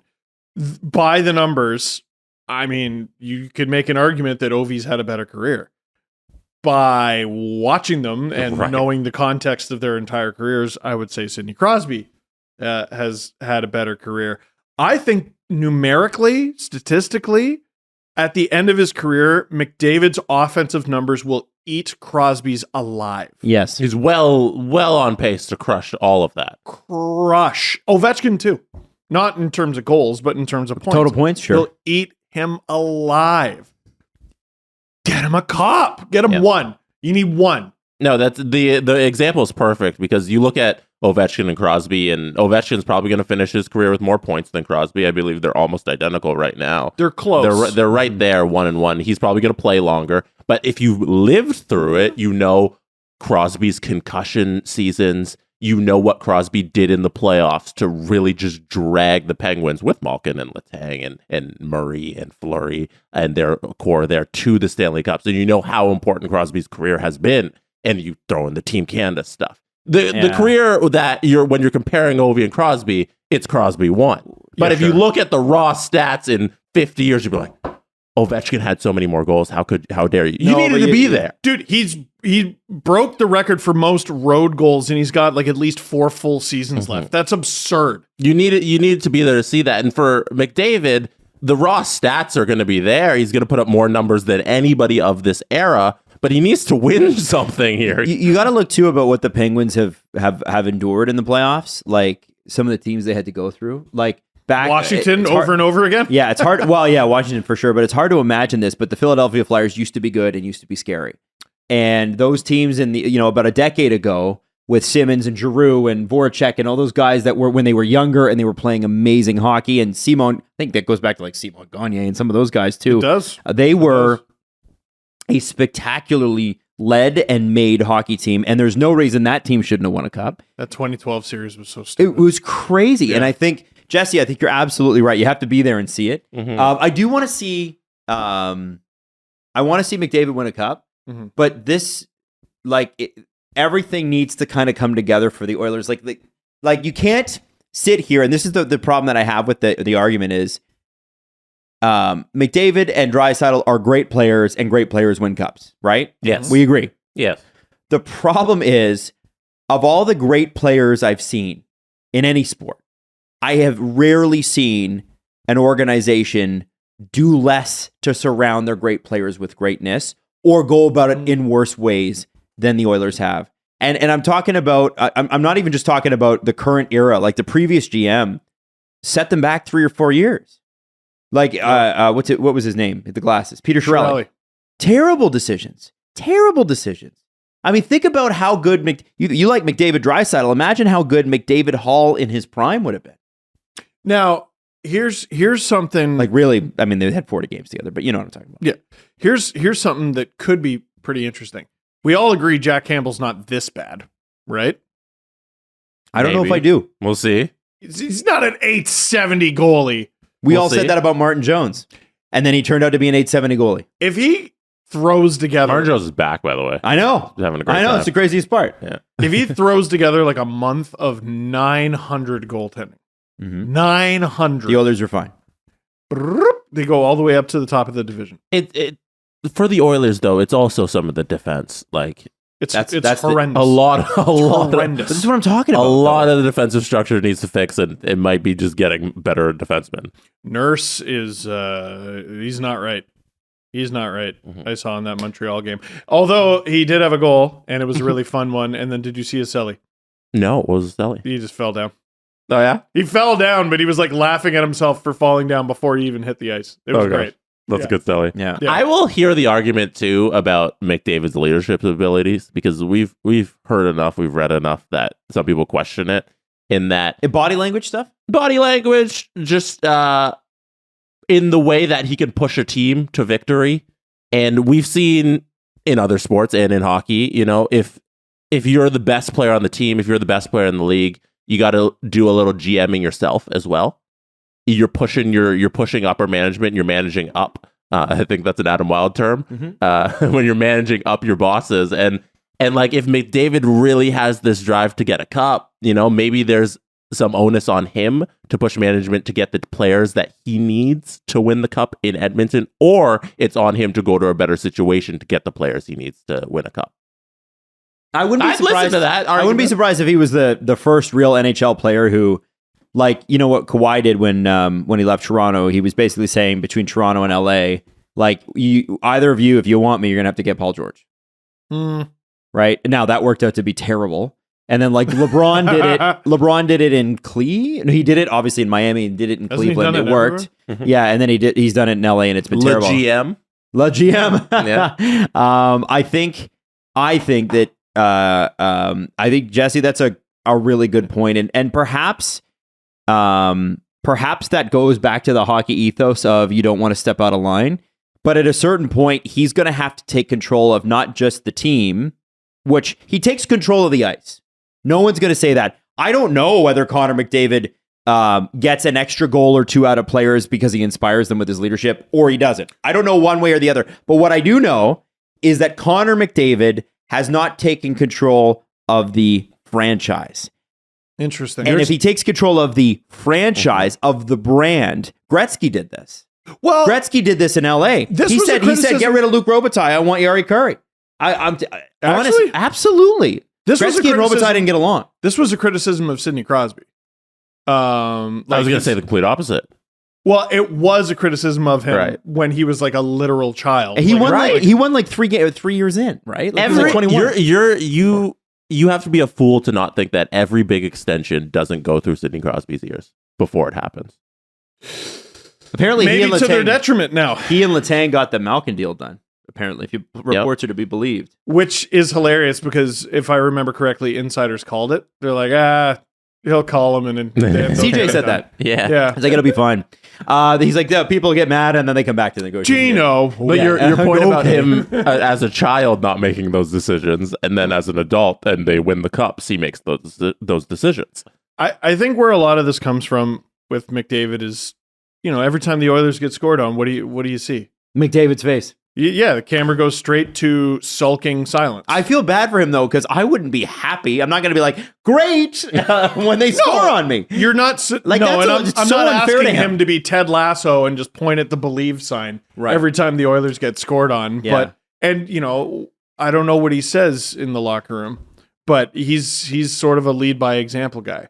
If McDavid walked in to Ken Holland's office and said, I want you to do this, you know that Ken Holland would have to do it. Because You'd think what's so. implied in that, he doesn't need to say it, is or else. I'd love to know how much of a hand he had in the Lucic deal, Like getting him out of town? getting him in. He was a kid. I don't think he had any hand in that. That was a Chiarelli. There's a lot of money. Yeah. I don't because think it was so. Chiarelli was the Boston was GM. Chiarelli. Absolutely. Well, no. So there's the pre-existing relationship there with Chiarelli and Lucic. So I just wonder. And then the other one I wonder about is Duncan Keith, because there's a pre-existing Hockey Canada relationship with Ken Holland and Duncan Keith. But how much of it is we need a goddamn defenseman? Now, man, I don't think Connor McDavid's done that. I honestly don't. And it's I don't not because like I am not criticizing him for that. I understand why you're like, can I just play fucking hockey and let the managers figure this out? It is their job. Unfortunately, Connor, you can't. You need to go to ownership. You need to go to the GM and be like, okay, now it all goes through me. Otherwise, I'll leave because another team will do this for me. I don't think he realizes the power he has. Oh, it's or crazy. maybe he realizes it and he doesn't want to enact it because he has that power to make these decisions. He's an because alien. he's the best player in the world. He's an alien. Watching him play hockey is a genuine joy. I wonder though, guys, if part of it, if there was a reluctance, and again, we're speculating here, so you don't know. If there was a reluctance where he did pull a move like that, it gets out, the move doesn't work out, and he looks like shit.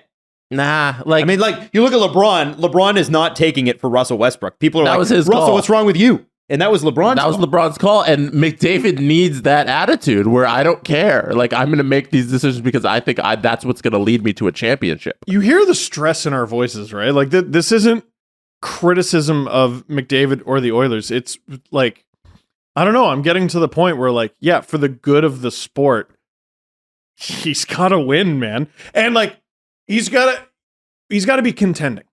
Mhm. And I know last year they went to the Final Four and everything, but this bullshit of barely holding on to a playoff spot, No. most seasons, it's no good. And who knows? Maybe they barely scrape in and then they go on a long run and this is the year that they win. Right. I don't know. Right now, this discussion here, we're writing the Hockey Hall of Fame is what we're trying to do. We're trying to, hey, 20 years from now, 30 years from now, when we look back on this era, we need McDavid to have a couple rings. We need his name to be written on the Stanley Cup when people go look at the Hockey Hall of Fame. He was the best player in the game, and it's going to be a shame if somehow he doesn't get there. It would be a shame if he didn't win it in Toronto. Too. There's another, well, that's I'm telling you.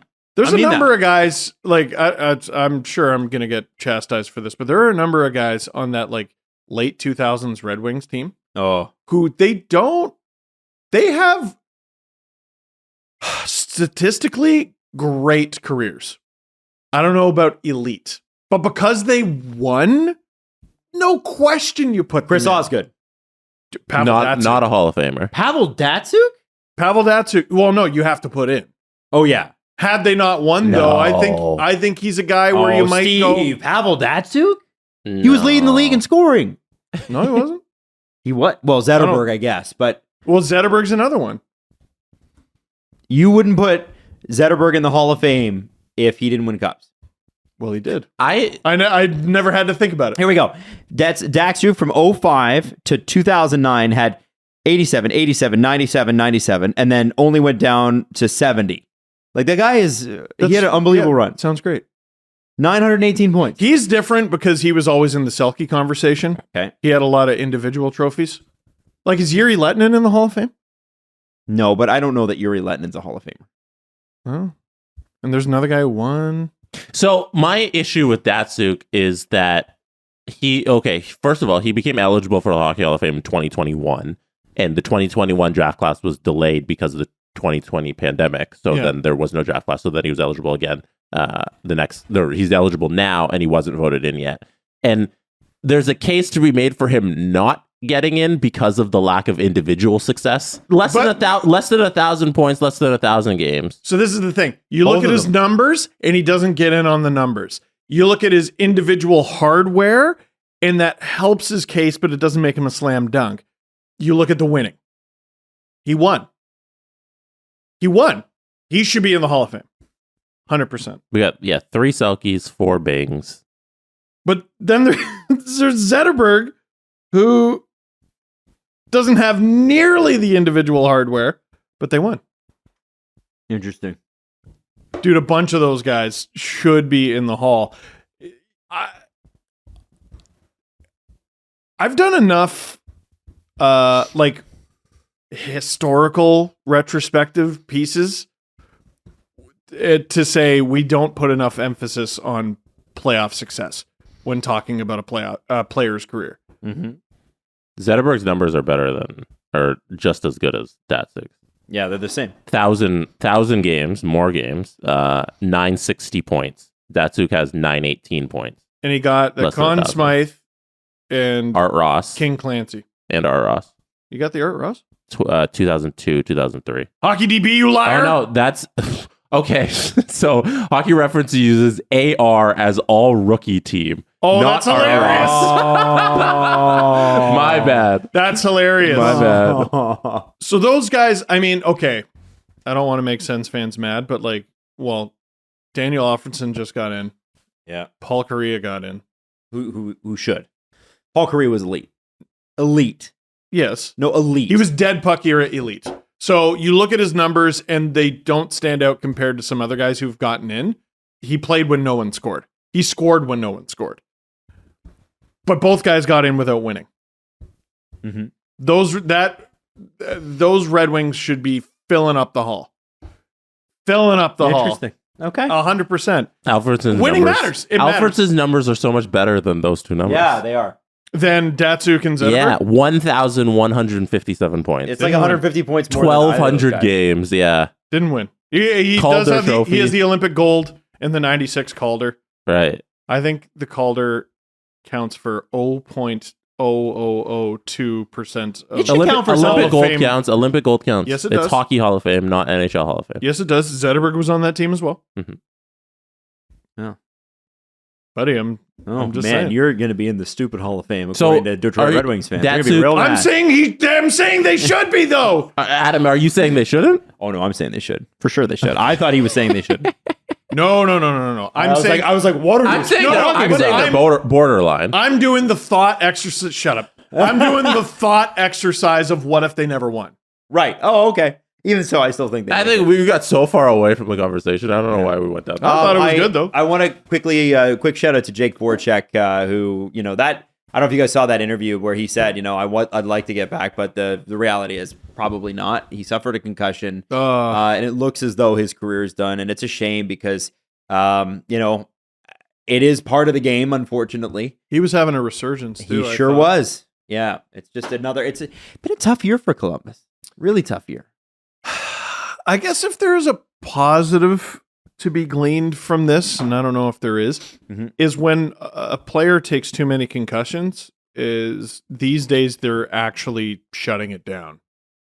They don't just keep going, right? You don't want to see them take too many concussions, but, instead of it just being, oh, you got your bell rung, guys are taking their long-term health into account and shutting it down when they should.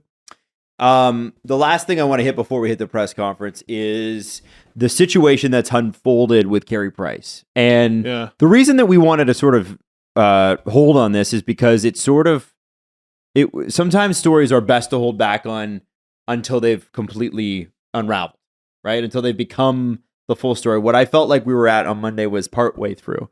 And I feel like we chase stories sometimes by covering it every single time there's a development. Right. And sometimes you hold. So here's what you've missed if you haven't caught the whole thing. Carey Price put out an Instagram post basically in favor of I guess I don't want to say lax gun control, keeping gun control as it currently is. Obviously, he is a registered firearms user, and he does it all legally, and he's a hunter, and the Canadian government is looking at banning assault-style firearms completely. And what's happened is that I believe that probably whoever put the list together hasn't got a great, a ton of expertise on what constitutes a hunting gun versus a non-hunting gun. I don't know the first thing. I sure don't either. But I don't know the first thing. But there are a lot of hunters right now, and a lot of people, and I've got members of my family who are really upset about this because they're including weapons in there that people who are registered and who are responsible are saying you're penalizing me for something that literally, this has never been a factor. So that debate aside, here's what the Montreal Canadiens put out earlier this week. They said on Saturday, Carey Price posted a statement in support of the CCFR and their opposition to the proposed federal gun legislation. As previously stated, and I will get into this in just a second, Carey was unaware of the CCFR's recent marketing campaign, nor was he aware of the unfortunate timing of his statement. The Montreal Canadiens wish to express their sincere apology to any and all who were offended or upset by the discourse that has arisen in the last couple of days. Now, the apology comes after Price showed support for the Canadian Coalition of Firearms Rights, a lobby group opposed to the federal government's gun control legislation, which is known as Bill 21. Here's what he wrote. He said, "I love my family. I love my country. I care for my neighbor. I am not a criminal or a threat to society. What Justin Trudeau is trying to do is unjust. I support the CCRF to keep my hunting tools. Thank you for listening to my opinion." Now, that was him on Saturday alongside a photo of him on his Instagram posting a gun. However, this group, the CCRF, that Price showed support for, has been criticized for recent promotions it has run, mocking the École Polytechnique massacre in 1989, where 14 women were murdered and another 13 were injured during a shooting, and it happened December 6th, so this week in 1989 in Montreal.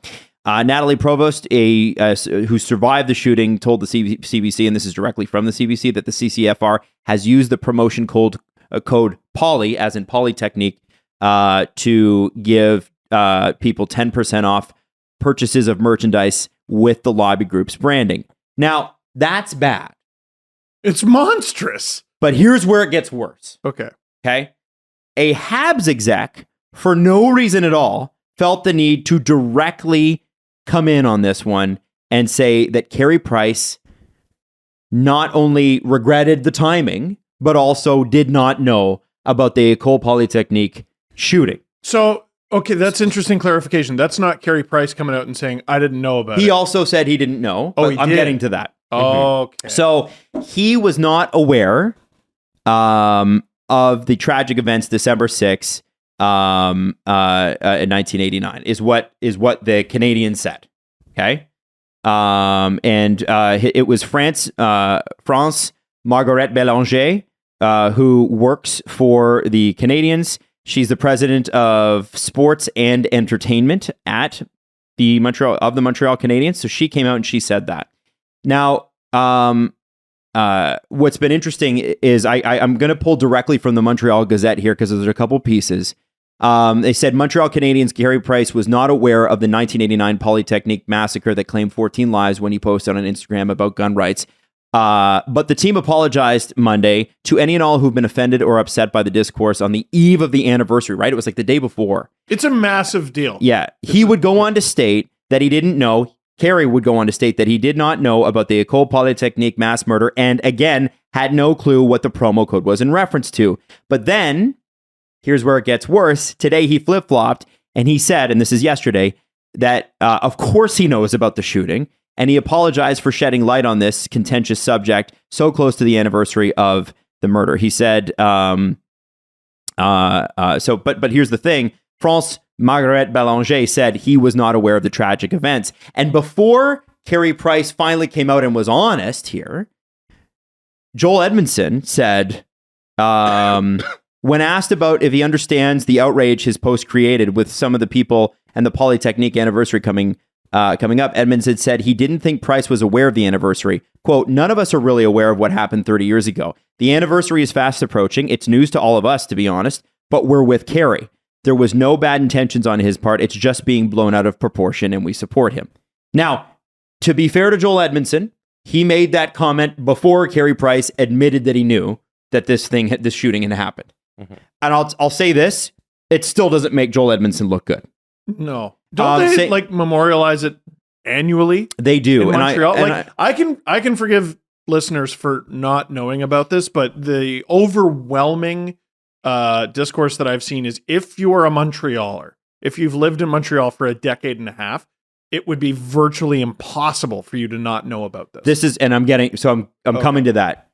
Here's what Carey wrote on his Instagram yesterday. My heart and prayers are with the families of the victims of the 1989, École Polytechnique shooting. I think the people in Montreal know my heart and my character, know I would never intentionally cause pain to those impacted by gun violence. Despite a previous statement released, I did in fact know about the tragedy. I have been a member of the Montreal community for 15 years, and I understand the weight this day holds within the community. So not only was he aware, but he also knew the weight that it held. Now, I can perhaps forgive this person, and we'll get into this in a second, for maybe not knowing the exact date. But lying about it is where I'm going to draw the line. He said, while I have no control about the timing of the amendment to Bill C-21, I stand by my opinions I shared. I acknowledge amplifying conversation around guns this week may have upset some of those who were impacted in 1989, and I apologize. Now, here's what this really is, guys. This is not a gun rights debate, what this story is. This story is not a hunting rights debate or a Bill C-21 debate, because there are some people that are going to be pro-gun because they're hunters. There are some people that are going to be anti-gun people because they're not. And I'm not here to take a position on one way or another what's right and what's wrong. That's for people who are much smarter than me. I don't know the first thing about the bill. I don't know anything about guns. This is about the most well-known current Montreal Canadian lying about arguably the worst mass murder and his knowledge of it in Montreal history. That's what this really is.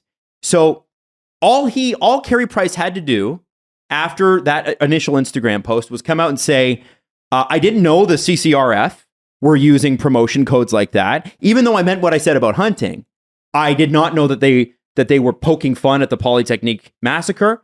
And I apologize and I disassociate. And everyone would have looked at that and said, okay, cool. And they would have moved on. That's as much as... And that's what he did say on his Twitter feed. His Twitter feed said... What day, though? On December 5th. So, okay. yeah. 2 days ago. When he tweeted about in response to everything that came out... What time of day did that come out? That's important. Okay, I will tell you in half a second. 5:52 p.m. This is the problem.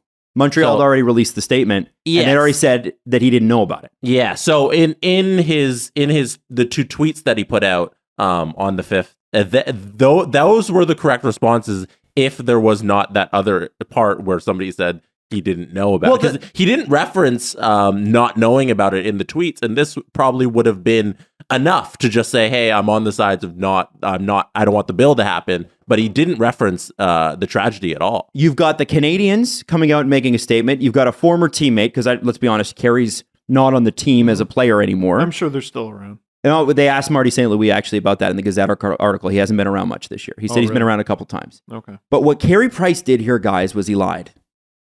He lied. Because what he did was initially, okay, I support this group and I support this amendment not being changed or whatever it is. Okay, it turns out the group's problematic. You can still support your own opinion, but not deny that you knew about the disaster, the massacre, right? And when he said he didn't know about the shootings, not knowing about the shootings made him look worse. Yeah. Because the idea that Carey Price, who is going to make close to 100 or has made over $100 million playing as a Montreal Canadian, when this is all said and done, wouldn't know about that after living in Montreal for 15 years it makes you look shockingly stupid. And once he realized what happened, after he denied it, he thought, okay, well, that's made me look worse than the actual truth, which is I do know. So I'm going to walk that statement back. And most people assumed he knew anyway, because how could you miss it? And it's the Habs honor it. It's particularly alarming for Carey Price, who's been like such an active community member as well, and has a frankly sterling reputation.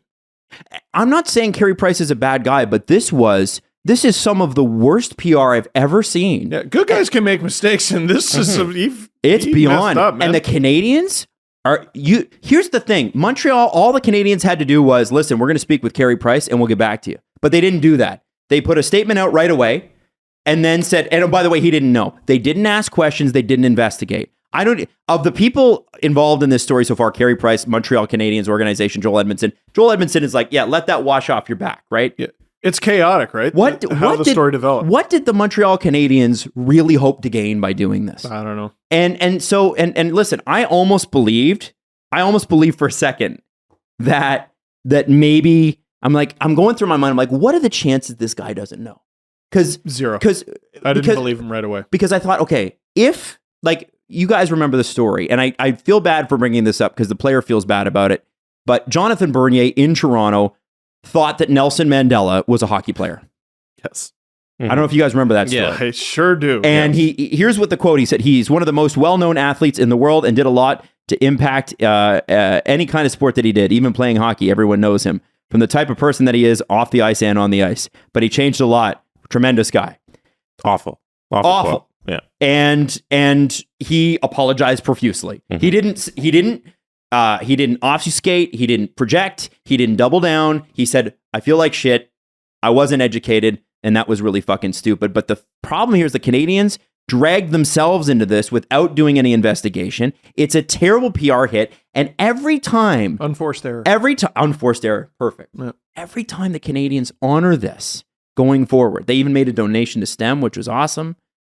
But every time they do this going forward, people are going to think of this. And every time they've done it before, people are going to go, okay, how much did you really mean it? This is the part that really bugs me. And I think Canadians fans are going to love Carey Price forever. And I think they ought to. I don't think he's a bad guy. But when people push back on hockey culture as a whole, this is what they're talking about. The lack of awareness, and Jesse and I, we've had conversations with people, and I think specifically in Montreal about hockey people in the game with somebody who's in the game who said, I can remember the conversation. I'm not sure if Jesse can, but where the person said, you'd be hard pressed to find a group who's less in touch with what's going on. And that's not just the players, that's management, that's everything. Oh, that's the organization you're saying. Not just the Montreal Canadiens, but hockey as a whole, professional hockey as a whole. Less in touch with what's going on in the world, why historical events matter, the causation and effect. And this is the kind of stuff, to me, you're right, complete unforced error, and really fucking stupid. I'm shocked at how stupid this is. I have a reverence for the Montreal Canadiens organization and their history. I have a reverence for Carey Price. I have faith that they'll do right by this going forward. Sure. Like you said, I don't think this will hang over the organization every year. No. They'll find a way to do right. But what a bizarre unforced error. Like, just so weird. Like, there was no need to, like you said, there was a very easy path forward here. People make mistakes or whatever. That organization sucks. Okay, I still believe what I believe, but I won't support that. That doesn't seem particularly hard. And it's just, they kept dropping the ball over and over and over again and letting it slip through their fingers. What a bizarre story. Like, it was a long preamble, but the reason you have to do it is there are so many layers to how strange it is. Okay, and I'm going to tell you what happened here, but I'm going to give you a bit of a trigger warning on this one. Skip the next 30 seconds, 40 seconds, minute, because I think it's important for those who care what actually happened in the massacre as well. And it's graphic. In case you don't know what happened, by the way, in 1989, an anti-feminist mass shooter entered the school during exams. 14 women were murdered. He told that basically the perpetrator, armed with a legally obtained Ruger Mini 14 semi-automatic rifle and hunting knife, entered the it was an engineering class. He didn't believe that women should be in engineering. He ordered the women to one side of the classroom and instructed the men to leave. After claiming he was fighting feminism, he shot all 9 women in the room, killing 6. Then the shooter moved to the corridors, the cafeteria, and another classroom, specifically targeting women for about 20 minutes. He killed 8 more women before ending his own life. I want you to know that. I want you to say that because it's important, especially as Canadians, that you're aware of that. We learned about it in civics class. It's one of the darkest attacks in Canadian history. Yeah. I remember it, but I don't expect that everybody knows the date. Because if you'd asked me 2 weeks ago, I wouldn't have known the exact date. I just knew it was exams. But living in Montreal, you got to be better than that. I don't think that the Montreal Canadiens don't need to charge in and defend their legends. In the future, chill out for a second and do some investigation. You got to be better than this. Yeah. I look directly at the Canadiens. You got to be better than this. Come on. Yeah, because the initial thing that screwed everything up was the Belanger, if I'm mistaken. France-Marie Belanger. Yeah, that statement. Who's the president of Group CH, who owns the group that owns the Montreal Canadiens? Like, you jumped too quickly and you didn't do any investigation. And you just like, okay, we're going to cover this up by saying he didn't know. Wrong call. Terrible call. And nobody thought, that makes him look worse. Yeah. He didn't know? What do you mean he didn't know? So anyway, we'll leave it at that. Let's do the press conference. After years of fine print contracts and getting ripped off by big wireless providers, if there's anything we've learned, there's always a catch. So when we first heard about Mint Mobile and the premium wireless services they were offering at $15 a month, we thought, is there a catch? But after talking to them and using their service, it all made sense. There isn't a catch. Mint Mobile's secret sauce is that they're the first company to sell wireless service only. They cut out the cost of retail stores and pass those savings on to you. For anybody who doesn't love their phone bill, Mint Mobile offers premium wireless at just $15 a month. Now, I should say this is USA only. Mm-hmm. I know we get a ton of Canadian listeners who are like, when? Well, we don't know. You should also say that the secret sauce is just soy sauce with a little bit of sugar. That's true. Good point. It's teriyaki. It's always, all plans come with unlimited talk and text. Yes. That's how they make teriyaki sauce. Yeah. I didn't know that. It's soy sauce and a little sugar. Teriyaki. Yeah. That's what Mint Mobile uses. Exactly. Yeah. Only theirs is mintier. All plans come with unlimited talk and text and high-speed data delivered on the nation's largest 5G network. To get your wireless plan for $15 a month and get the plan shipped to your door for free, go to mintmobile.com/SDP. That's mintmobile.com/SDP. Cut your wireless bill to $15 a month at mintmobile.com/SDP. USA only. Despite what you may have heard, Athletic Greens is not just for people who are colored green and athletic. Oh, thank goodness. So it's the Grinch and the rest of us. That's right. Athletic Greens gives you a stronger immune system, better gut health, more appreciation for gifts at Christmas. No, that's not actually a claim. No. A bigger heart. You've got to check it 3 times the size. A dog named Milo. Cindy Lou. No, you got to check out Athletic Greens. Well, Milo's Listen, from the other Jesse, movie. You've had Athletic Greens a lot. I know Yeah. CJ's a huge fan of it too. Athletic Greens, tell me about it. What do you love about it? Yeah, and Lewis Hamilton uses it too. So That's why you if use it's it. good enough for Lewis, it's good enough for you. And with Lewis, I think is he vegan? There's some sort of thing that he is. Is he? I'm not sure. I don't know. But anyway, listen, if you're keto, race paleo, car vegan, driver. dairy-free, gluten-free, F1 driver, it comes with less than a gram of sugar, no GMOs, no nasty chemicals or artificial anything, while still tasting good. And right now, it's time to reclaim your health and arm your immune system with convenient daily nutrition. To make it easy, Athletic Greens is going to give you 1 free year supply of immune-supporting vitamin D. How cool is that? And also 5 free travel packs with your first purchase. All you have to do is visit athleticgreens.com, promo code SDP. That's right. Thank you, Jesse. Again, it's athleticgreens.com, promo code You can just go athleticgreens.com/SDP. Oh, yeah. It'll take you right there and it'll say, hey, here's your offer. Take ownership over your health and pick up the ultimate in daily nutrition. Hey, here's your offer. The Presser. SDP. The Steve Dangle Press Conference.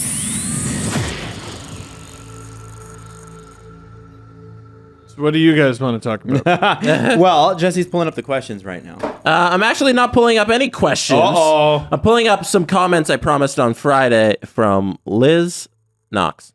Hey. Oh, I love this.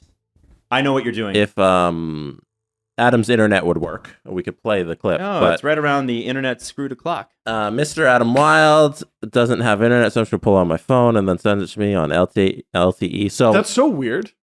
Every day between noon and 2. Could it not? I know. Because I know. that's kind of important, man. I know. That's funny. It's working on my computer. Adam Wild, while I pull this up, let's talk about another show on the network. Which one? Agent Provocateur. You mean the one we're recording today? Are you allowed to talk about who you're going to have on and why people should listen to this episode as soon as it's out this week? Yeah, I think we can. I am very excited for this. Giannis Antetokounmpo's agent will be on talking about, I don't know, being Giannis Antetokounmpo's agent.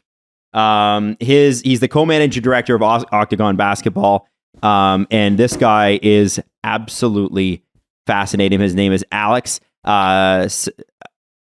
Saratzis, and I'm very kind of curious to know what that life is like.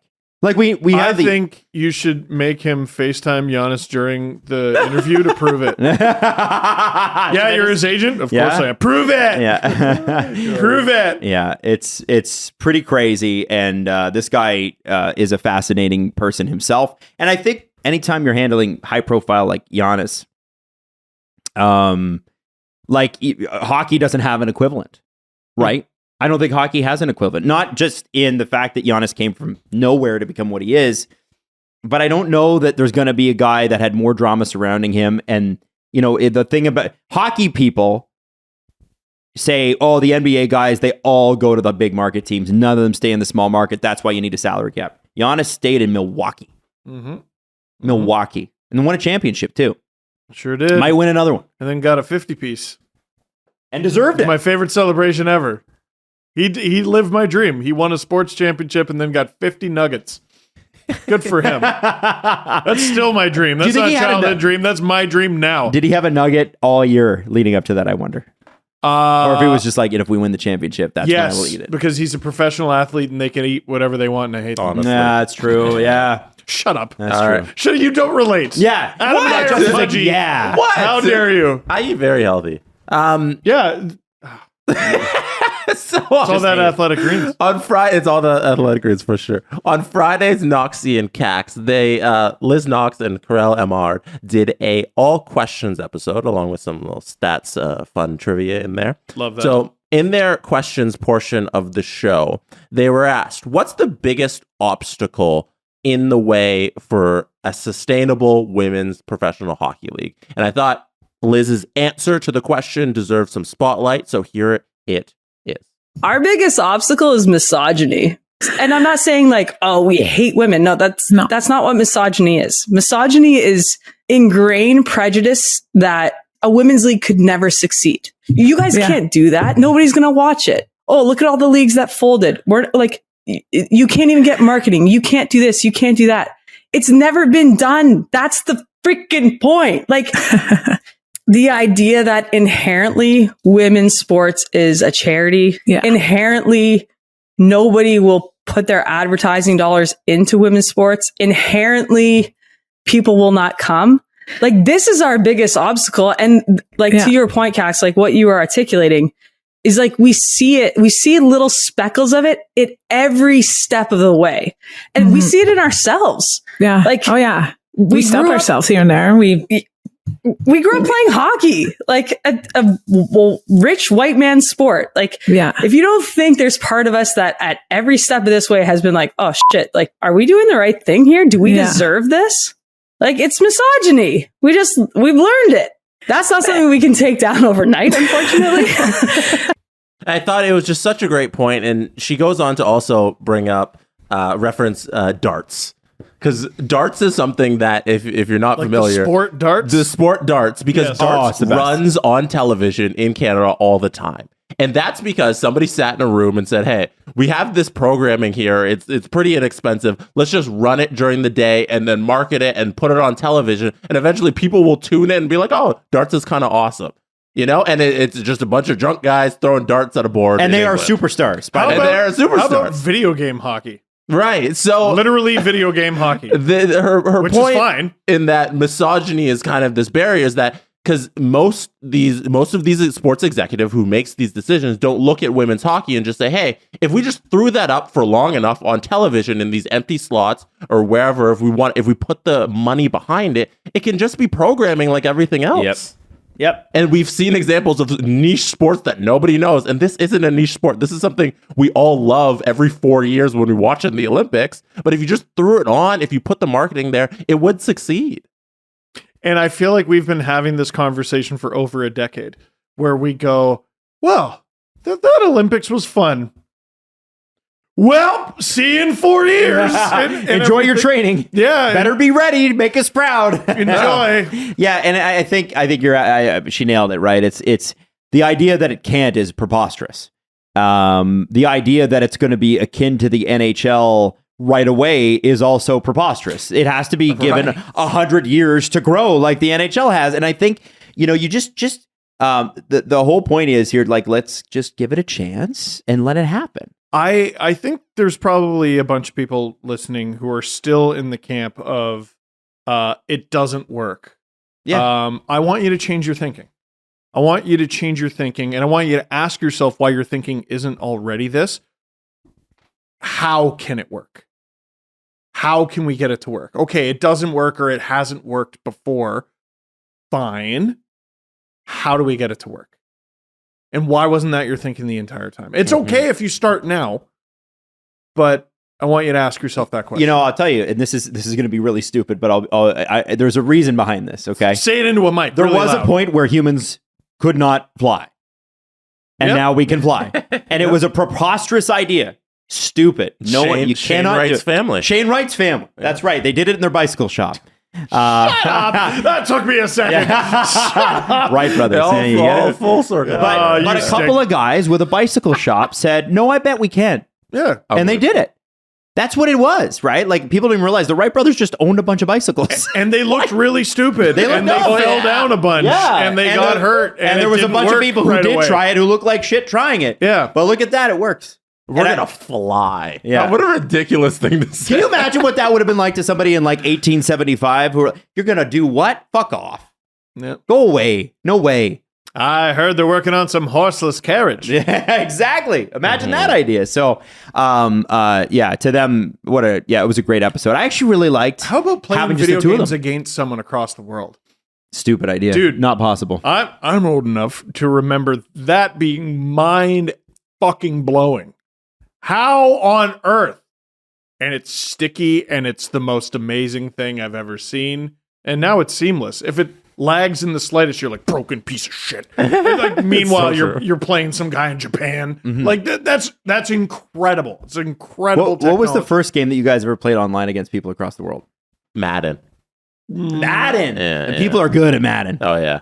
That was pretty good, too. StarCraft? Oh, Yeah. man, people are really good at StarCraft. They sure are. I didn't win very much. I remember I had a Nintendo Wii, and I was playing Mario Kart against people across the world. Isn't that nuts? It was crazy. That was fun. It was crazy, like And 2008. the original Halo. Oh, I remember that coming out and the frenzy of that. that was cool. Yeah. Anyway, Listen, so women's hockey. There's a way for women's hockey, professional hockey, to succeed and exist. It just needs the infrastructure behind it, which includes the money and the support from advertising and the fans and the runway to get it done. Give them the time to establish everything. Like, the great point about, hey, the NHL is so successful right now. It's been around for 100 years. Yes. Imagine if you built something for 100 years. I'm pretty sure it'd succeed. I would hope. Like, at that point, if you've been trying for 100 years, it's not successful, then you maybe don't have a good probably idea. have some answers. And you know what the NHL was born out of? A league that failed.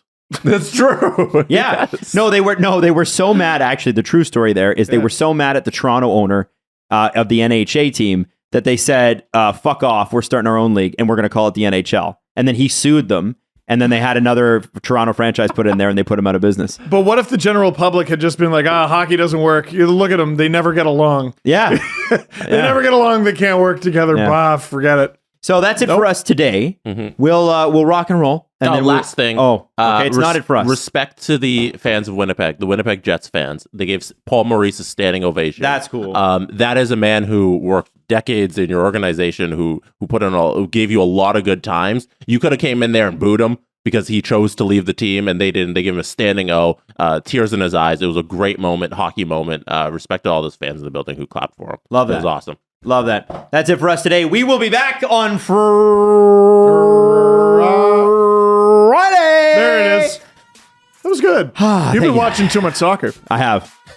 Man, we need to have better goal calls in the NHL. Soccer goal calls are undefeated, and they're the best. Just listen to any not English call. Yeah, they have more fun. The Steve Dangle Podcast. Powered by Sports Interaction. Want to bet? Follow the guys on Twitter at Steve_Dangle, at Adam WYLDE, and at Jesse Blake. Connection complete.